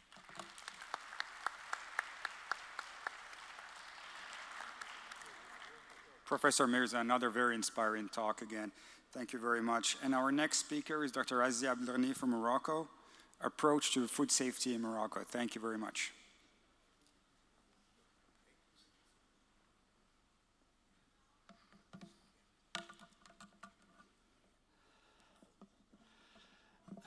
Bonjour, merci d'avoir invité l'ONSA à participer à ce forum. Monsieur le ministre, honorable assistance, parler du food safety, c'est un sujet, c'est une thématique très intéressante et qui complète la souveraineté alimentaire, parce qu'on ne peut pas avoir la souveraineté alimentaire sans que nous ayons des produits sûrs et de qualité. Et pour cela, je voudrais quand même partager avec vous l'approche de notre royaume en matière de sécurité sanitaire des produits alimentaires. Donc, parler de sécuriser les produits alimentaires, ça veut dire maîtriser un certain nombre d'aspects. Et c'est pour cela, l'ONSA, il intervient à un certain nombre de niveaux. Il protège la santé animale, il intervient dans la protection de la santé animale, la santé végétale, le contrôle des produits alimentaires. Il assure le contrôle, l'autorisation des intrants agricoles, notamment les pesticides, et le contrôle leur importation, l'exportation, et les réévalue au fur et à mesure. Et aussi, il contrôle les médicaments et les autorise dans le cadre d'une commission mixte avec le ministère de la Santé. Et aussi, il assure la police sanitaire et phytosanitaire au niveau des frontières. Ça, c'est pour ne dire que cela. Et surtout, sa principale mission en matière de sécurité sanitaire des produits alimentaires, c'est surtout l'agrément et l'autorisation des établissements agroalimentaires. Donc pour ce faire, je voudrais quand même caricaturiser en fait un petit peu le niveau d'intervention et le champ de l'ONSA en matière de sécurité sanitaire des produits alimentaires. C'est très important de noter que nous intervenons exclusivement au niveau des frontières, à l'importation, à l'exportation, et le long de toute la chaîne alimentaire jusqu'à la distribution. Ça, c'est une action ONSA. Et point de distribution, point de vente, nous intervenons avec nos départements que je remercie, le ministère de l'Intérieur et aussi avec le ministère de la Santé, dans le cadre de commission mixte de contrôle. Chaque fois qu'on est invité, on est sollicité, on prend part. Alors, comment nous procédons au contrôle et à sécuriser le consommateur au niveau national? Et donc, lorsqu'on parle de contrôle de produits alimentaires, on ne contrôle pas que pour le Maroc, on contrôle aussi pour les produits qui sont exportés. Donc, c'est un contrôle sécurité sanitaire de produits alimentaires qui intéresse le consommateur, le public, que ce soit national, que ce soit à l'exportation. Donc, il y a une bonne maîtrise de nos systèmes de contrôle aux frontières. Nous travaillons au niveau des directions de contrôle de la qualité au niveau des frontières. Et l'importation, elle est conditionnée par un certain nombre de critères. Nous nous importons à partir de pays sûrs que nous évaluons, à partir que leur système de contrôle et de certification est sûr. Nous travaillons sur un certain nombre de bases. Par exemple, pour l'importation des produits alimentaires d'origine animale, on se base sur l'OMSA, l'Organisation mondiale de la santé animale, pour avoir des assurances. Et au niveau des frontières, on fait un contrôle d'une manière ciblée et systématique, que ce soit un contrôle documentaire, un contrôle d'identité, un contrôle physique et la plupart du temps c'est analytique pour être sûr que la marchandise importée répond aux critères de départ sur lesquels nous avons discuté, nous avons convenu avec les importateurs. Alors avec le pays client.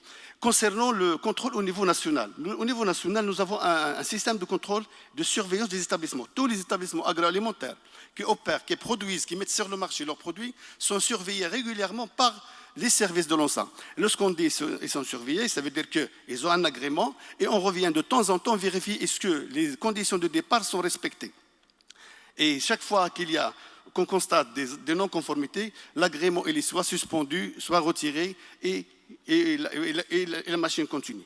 Concernant aussi ce contrôle de produits alimentaires repose aussi sur une approche de contrôle des produits mis sur le marché. On contrôle le produit pour deux aspects. Il y a un plan de contrôle de conformité. On vérifie est-ce que le produit est conforme au standard national et sur lequel pour qu'il puisse être mis sur le marché et qu'il ne peut pas porter atteinte à la santé du consommateur.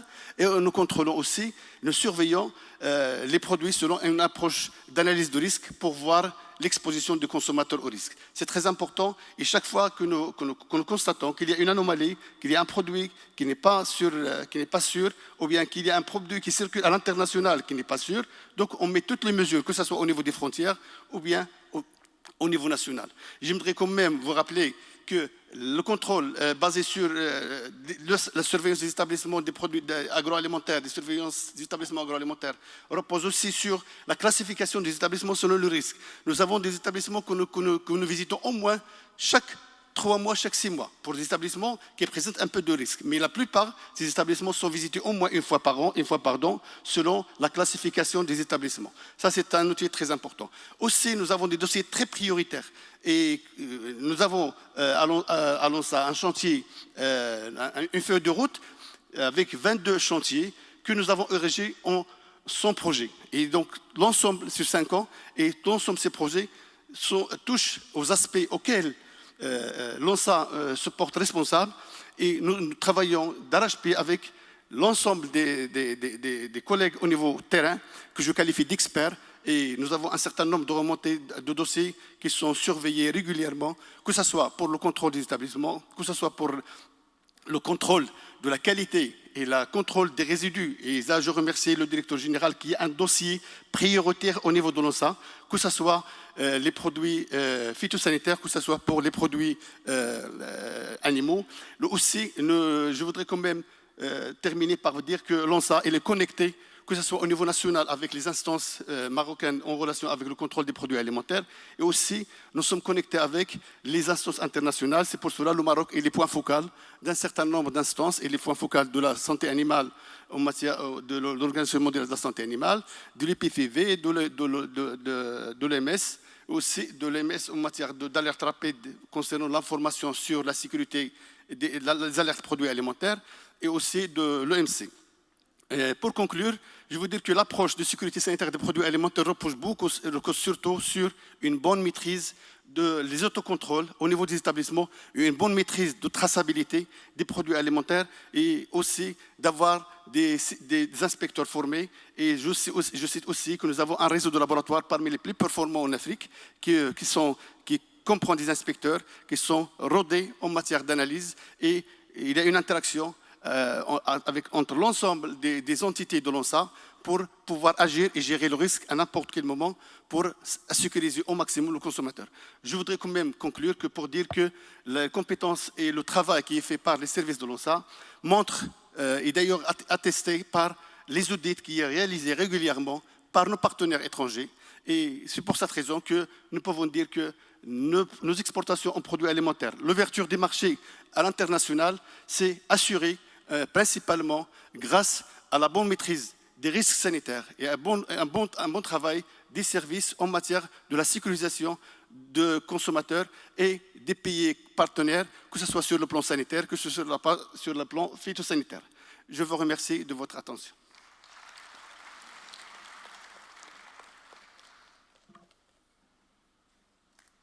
Merci, Monsieur Abdelghani. Our next speaker is Mr. Ashraf Tarsim from Morocco, the African Development Bank Group.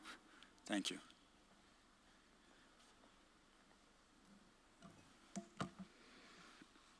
Oui, encore un. Je pense que c'était un long panel, mais je ne peux pas promettre à Monsieur le modérateur qu'on fera comme dans les courses de relais, que le dernier relayeur est censé rattraper le temps perdu. Je ne saurais pas le faire. Je ne ferai pas de promesses dans ce sens, mais j'essaierai de respecter le timing. Messieurs les ministres, mesdames et messieurs, je souhaite tout d'abord remercier les organisateurs pour l'accueil chaleureux qui nous a été dédié et les remercier également pour la pertinence de la thématique de ce forum. Je pense que c'est une première d'avoir associé aux risques de santé la question de l'eau, de l'environnement et de la souveraineté et de la sécurité alimentaire. Ces dimensions sont interliées. Je pense que les panélistes qui m'ont précédé, chacun de sa perspective a donné quelques éléments. Moi, je vais me concentrer sur la question de la production de la sécurité alimentaire. C'est également un plaisir de retrouver à nouveau cette belle ville de Marrakech. Les 20 derniers jours n'étaient pas faciles, mais nous sommes vraiment heureux de retrouver cette ville aussi captivante, aussi excitante et aussi vibrante. Donc vraiment, nous sommes heureux d'être là et dans ces circonstances-là. Mesdames et messieurs, je souhaiterais saisir le temps de parole qui m'est dédié pour parler de la production agricole, de la sécurité alimentaire, mais avec un focus africain. Avec un focus africain, tout en se concentrant sur les actions. On a parlé de recommandations, on a parlé de réflexions, mais je vais me concentrer surtout sur les actions, des actions qu'on peut déployer, même si le contexte global n'est franchement pas favorable. Mais on peut les déployer et je vais en citer quelques exemples. Mais tout d'abord, une réalité sur laquelle nous vivons, à laquelle on est confronté tous les jours, cette réalité où on a 283 millions d'Africains qui vont dormir le soir ayant le ventre pas vraiment rempli. Pour dire les choses plus techniquement, qui souffrent de la faim.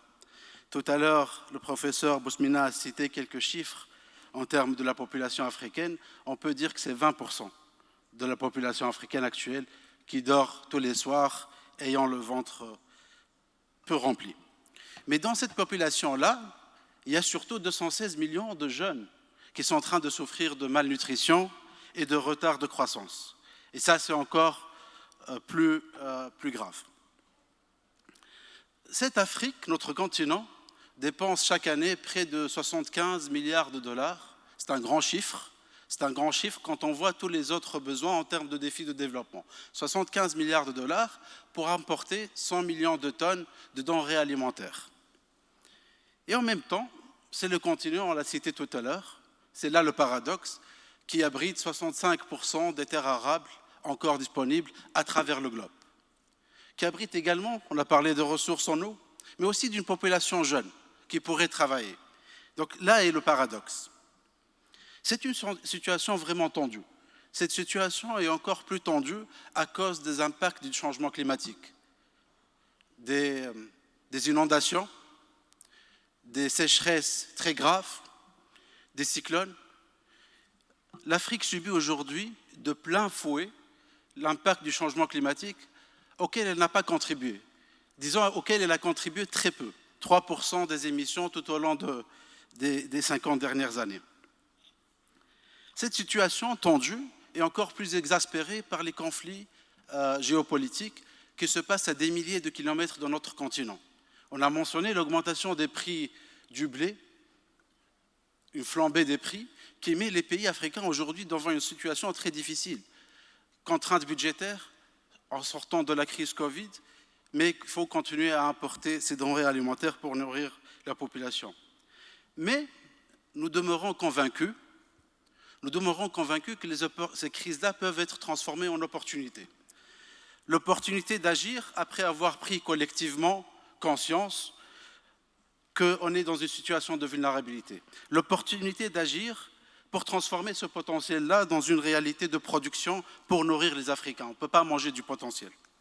Donc face à ce défi-là, les partenariats sont importants et la Banque africaine de développement se base principalement sur les partenariats à travers 3 actions principales. La première, on était à Dakar en début d'année pour mobiliser cet engagement mondial, cet engagement des différents partenaires et mobiliser près de 72 milliards de dollars pour financer des pactes africains. Effectivement, l'argent n'est pas un problème pour financer des pactes africains pour assurer l'autosuffisance alimentaire en Afrique d'ici les 5 prochaines années. Nous avons également mis en place en 2022 une facilité africaine pour la production alimentaire d'urgence et l'idée de cette facilité, c'est de mettre 1,5 milliard de dollars complètement décaissés pour aider les exploitants agricoles africains à produire 38 millions de tonnes de denrées alimentaires, soja, riz, maïs, qui serait l'équivalent de 12 milliards de dollars d'importation. Rappelez-vous des chiffres initiaux, 100 millions de tonnes, 75 milliards de dollars.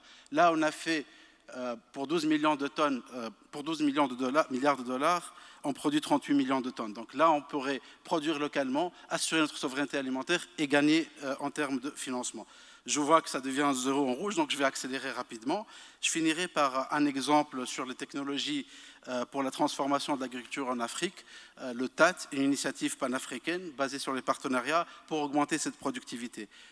Mesdames et messieurs, ce qui entretient notre motivation et qui renforce notre conviction, c'est que des pays africains ont réussi à le faire. Ils nous ont montré la voie. Et donc, nous sommes convaincus qu'on peut le faire. Notre pays hôte aujourd'hui, le Maroc, a réussi à le faire. On en a parlé par un certain nombre de panélistes, qu'on a atteint la sécurité alimentaire, entre guillemets, au Maroc, surtout en termes d'autosuffisance pour la viande, pour les fruits et légumes, 80% du lait. Le Maroc a réussi à le faire avec peut-être 10% de surface agricole utile. Donc, on peut le réussir aussi en partageant les expériences. On ne peut pas finir sans aussi citer l'initiative de AAA, parce que le Maroc fait pour le Maroc, mais aussi fait pour les autres pays africains. Au-delà de la démonstration qu'on a aujourd'hui, il y a l'initiative AAA, l'adaptation de l'agriculture en Afrique. Je pense que c'était un pays précurseur avec une idée très clairvoyante à la veille de la COP22 en 2016, d'avoir mis ça en place. Mon mot de la conclusion, et on passera au reste du programme, c'est que les besoins de notre population grandissante ne cessent d'augmenter. Il n'y a plus de débat, je pense, aujourd'hui, sur la nécessité et l'urgence de transformer le secteur agricole africain en un secteur productif et résilient qui permettrait d'assurer la sécurité alimentaire et nutritionnelle de notre population africaine, tout en offrant aux populations rurales des opportunités économiques pour qu'ils puissent y rester. Je vous remercie et désolé pour le retard. Merci. Merci beaucoup, Monsieur Tarsim. We are finishing this session. I'd like to apologize on behalf of the organizers. I'd like to apologize to the participants. We'll call only on Dr. Radi Hamad from Egypt to make one short comment about the session. And in the meantime, I'd like to remind the assistants that there is a side event, a special event about the role of private sector in health and harm reduction across Africa's water, environment, and food security. It is in the Ambassador's Hall right across the hall from here. And Dr. Radi Hamad for one comment. No, I think he's not in the room. Oh, he is here. Okay, Dr.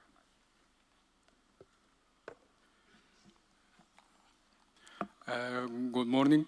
Thanks for this opportunity, but I will shift to Arabic. I am Egyptian and in Morocco and a lot of translation headset, so I will shift to Arabic. Assalamu alaikum. بداية يطيب لي أن أنقل تحية مصر حكومة وشعبا إلى إخواننا في المملكة المغربية، خالص التعازي والتقدير في الوقت نفسه. فتمكن إخواننا في المغرب تنظيم هذا المؤتمر الهام بعد الهزة الأرضية الأخيرة هو نموذج يحتذى به من العزيمة والإصرار، ويؤكد على صلابة وعزيمة هذا الشعب. أما بعد، فقد تأثر الأمن الغذائي العالمي ولا سيما الدول الأفريقية بعدة عوامل، فالتغيرات المناخية قد أثرت سلبا على مختلف نواحي الأمن الغذائي، وتأثرت مصر ومعها العديد من الدول الأفريقية نتيجة المشاكل المتعلقة بسلاسل الإمداد. ورغما عن هذا فإننا نجتهد لتحقيق الأمن الغذائي في بلادنا وتقليل المخاطر.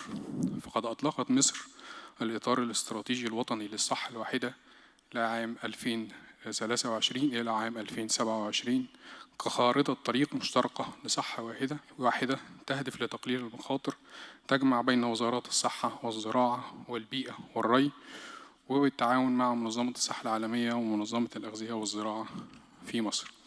وشاركت مصر في المسح القطري الذي أجرته منظمة الصحة العالمية واليونيسف في 121 دولة باسم التحليل والتقييم العالمي للصرف الصحي ومياه الشرب.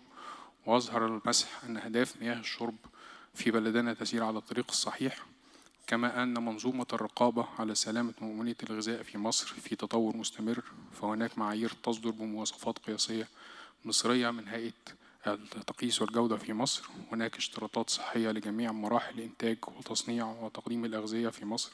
كما أنشئت حديثا الدولة هيئة سلامة الغذاء لإحكام الرقابة على الغذاء، فضلا عن تطبيق قانون مصري، أو فضلا عن أن القانون المصري ينص على أن يجب أن يحمل متداولي الأغذية في مصر أو المتعاملين مع الغذاء على شهادة صحية تجدد سنويا. ومن جميع المحاضرات القيمة السابقة أؤمن بأن العمل على استراتيجيات الصحة الواحدة وتطوير الحوكمة في النظم الغذائية جنبا إلى جنب مع تعزيز القدرات الإنتاجية للغذاء في إطار التعاون الدولي هي الطريق السليم لتحقيق الأمن الغذائي وتقليل المخاطر. وختاما أود أن أشكر دولة المغرب والقائمين على المؤتمر حسن التنظيم، وأؤكد أن مصر ترحب بالتعاون والتشارك الخبرات والتجارب مع جميع الدول وخاصة إخواننا في أفريقيا. شكرا. Thank you.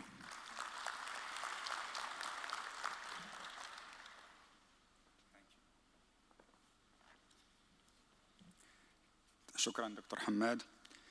And now we have the secretary of the section, Dr.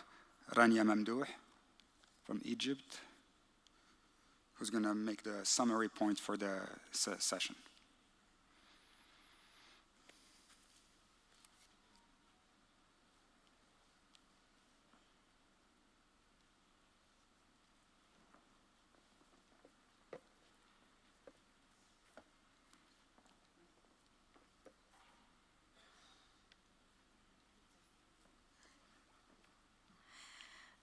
Good afternoon, all.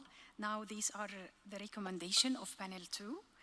Number 1 is to promote food sovereignty and food safety across our regions to ensure a healthy life for human beings and animals. To ensure comprehensive education on safe food and good nutrition to promote risk reduction behaviors that take into account both modifiable risk factors and fixed risk factors such as genetic and socioeconomic statuses. Understanding and managing the connection between food security and mental health. To promote the integration of good food and good nutrition into the school educational curricula. To prioritize the monitoring of microbes and the optimization of use of antibiotics through an intersectoral approach to management and planning with all stakeholders to reduce the risk of infection, with particular emphasis on foodborne illnesses and vaccine-preventable diseases. Vaccines can save millions of lives much faster than habit change of humans, which are more long-term solutions.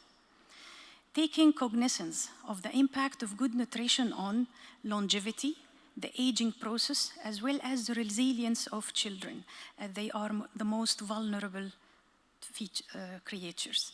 Education about the new ingredients, where we can take examples from the blue zones of longevity. expanding research and scientific studies at the intersection of water security, food security, and health with a view to health harm reduction. The promotion of a healthy, active lifestyle and healthy choices in nutrition, especially through cooking at home and seeking nature-based solutions. The importance of utilizing technology, innovation, and advanced technologies to stabilize food security in a universal way. Promoting cognizance that food is unequivocally linked to non-communicable diseases and changes are needed for nutritional food safety. An integrated approach to sustain food security not only secures the food for population, but also builds resilience toward disaster and climate change. To improve global food security through sustainable production, as the food system is under pressure from non-climate stressors, population and income growth, demand for animal-sourced products, and for climate change. These climate and non-climate stresses are impacting the 4 pillars of food security. Thank you so much. Thank you, Dr. Mamdouh. And our next speaker is Maître Wais Abdurrahman Hassan from Djibouti, who's going to put the legal framework for this panel together. Thank you. Salam alaikum wa rahmatullahi wa barakatuh. Donc, je vais essayer d'être rapide, mais je vais essayer d'être efficace en même temps. Qui dit rapidité dit qu'on ne doit pas passer sans présenter nos condoléances, en tout cas pour ma part de manière personnelle, mais également, même si que je ne représente pas mon pays Djibouti, il y a énormément de Djiboutiens ici. Et on aimerait présenter nos condoléances les plus sincères et les plus chaleureuses à l'endroit du peuple marocain, mais également à l'endroit du roi du Maroc, Mohamed VI, qu'Allah l'assiste. Donc, je vais essayer d'aller droit au but. Nous sommes en train de parler de sécurité alimentaire en Afrique et dans le monde et de la stratégie de réduction des risques. Déjà, la première des choses qu'il faut savoir, c'est qu'il y a une corrélation entre le droit et la sécurité alimentaire. Cela a commencé après la Seconde Guerre mondiale et la première convention internationale qui a parlé de la sécurité alimentaire dans le monde, c'était la Déclaration universelle des droits de l'homme en son article 25 qui disposait que toute personne a droit à un niveau de vie suffisant pour assurer sa santé, mais surtout son bien-être et son alimentation. Par la suite, il y a eu d'autres conventions internationales comme le Pacte international relatif aux droits économiques, sociaux et culturels, le Pacte international relatif aux droits civils et politiques. Et tous ces pactes-là, toutes ces conventions internationales avaient pour objectif commun d'assurer au peuple, de manière générale, leur droit à la souveraineté alimentaire. Si on part en Afrique, nous avons la charte africaine des droits de l'homme et des peuples, qui là également dispose que la souveraineté alimentaire et la sécurité alimentaire est un must, c'est un droit qui est garanti par la Constitution, mais également par de nombreux instruments juridiques. Est-ce que toutes ces normes internationales, toutes ces normes régionales ont permis à ce que la faim dans le monde et la sécurité alimentaire soient garanties? De manière sincère, je ne le pense pas. Toutes ces normes internationales ne sont pas effectives au jour d'aujourd'hui. Pourquoi? Pour plusieurs choses. Déjà, le premier facteur, c'est le fait qu'en 2008, il y a eu la crise mondiale des subprimes et que cette crise a entériné, a engouffré le monde dans des problèmes économiques. Et qui dit problème économique dit derrière insécurité alimentaire. Également, nous avons eu la pandémie du coronavirus qui a affecté de manière durable le continent africain.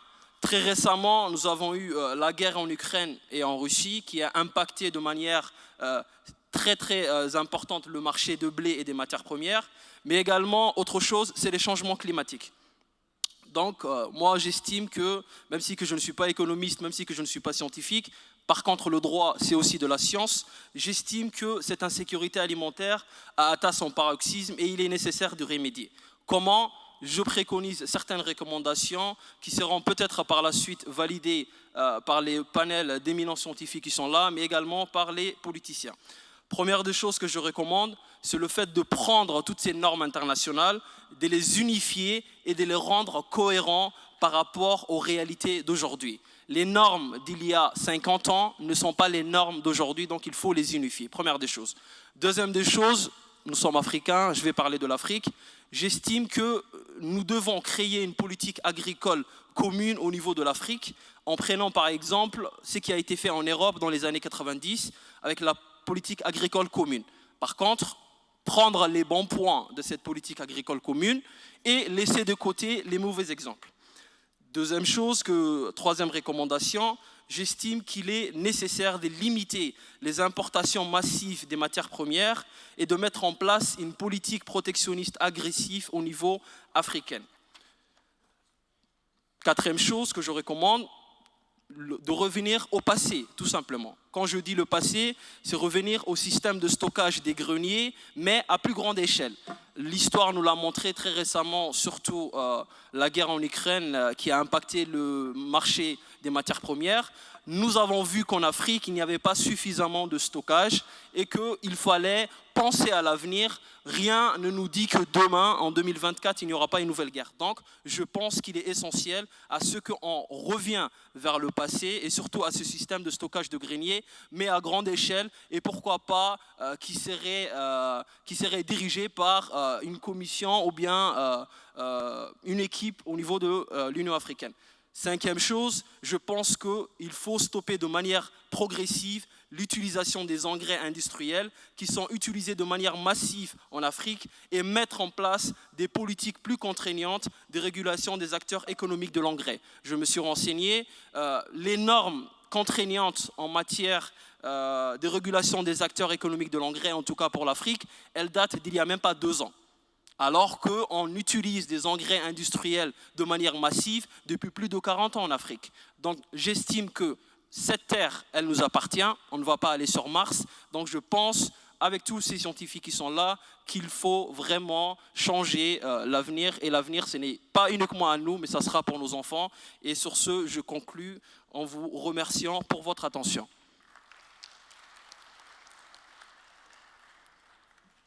Merci beaucoup, Monsieur Maître Weiss. Et nous allons conclure ce panel par la signature d'un Memorandum of Understanding entre l'AGH, l'African Global Health, et H Alliance, qui sera signé par le Dr Kandeli et Monsieur Andy Bleeden. Donc je vous demande de les applaudir pendant qu'ils montent sur scène pour signer ce mémorandum, s'il vous plaît. Et je tiens aussi à remercier ces éminents panélistes qui nous ont fait profiter de leur savoir et de leur expertise. Ils ont été contraints de rester dans un temps très limité pour partager avec nous énormément de matériel. Donc je vous remercie et on les applaudit tous. Je tiens aussi à vous rappeler qu'il y a donc cet événement dans la salle d'à côté, between the Africa Health Business, the role of the private sector in health and harm reduction across Africa's water, environment and food security, which is going to be in the Ambassadors Hall. Thank you very much. So the Memorandum of Understanding is about to be signed now. And it's an opportunity for everyone to get on the final photo. Okay. Dr. Iman Kandili and Mr. Blade. Good morning. Bonjour. Jambo. Buenas tardes. Salam alaikum. My name is Andy Bleeden. I work for the ECH Alliance, the Global Health Connector. And I'm really excited to be signing an MOU with Africa Global Health today. I think I'm amazed at what we've seen so far, considering the tragic events, and my condolences, of course, to the people of Morocco. To see such an amazing session already is testament to the power of Africa Global Health to convene many countries together from across the globe. So congratulations to the organizers. Thank you. Merci beaucoup. Nous sommes très heureux aujourd'hui de pouvoir signer ce mémorandum, donc très fiers. Donc, je remercie mon ami M. Bleeden d'être là aujourd'hui. Et sans plus attendre,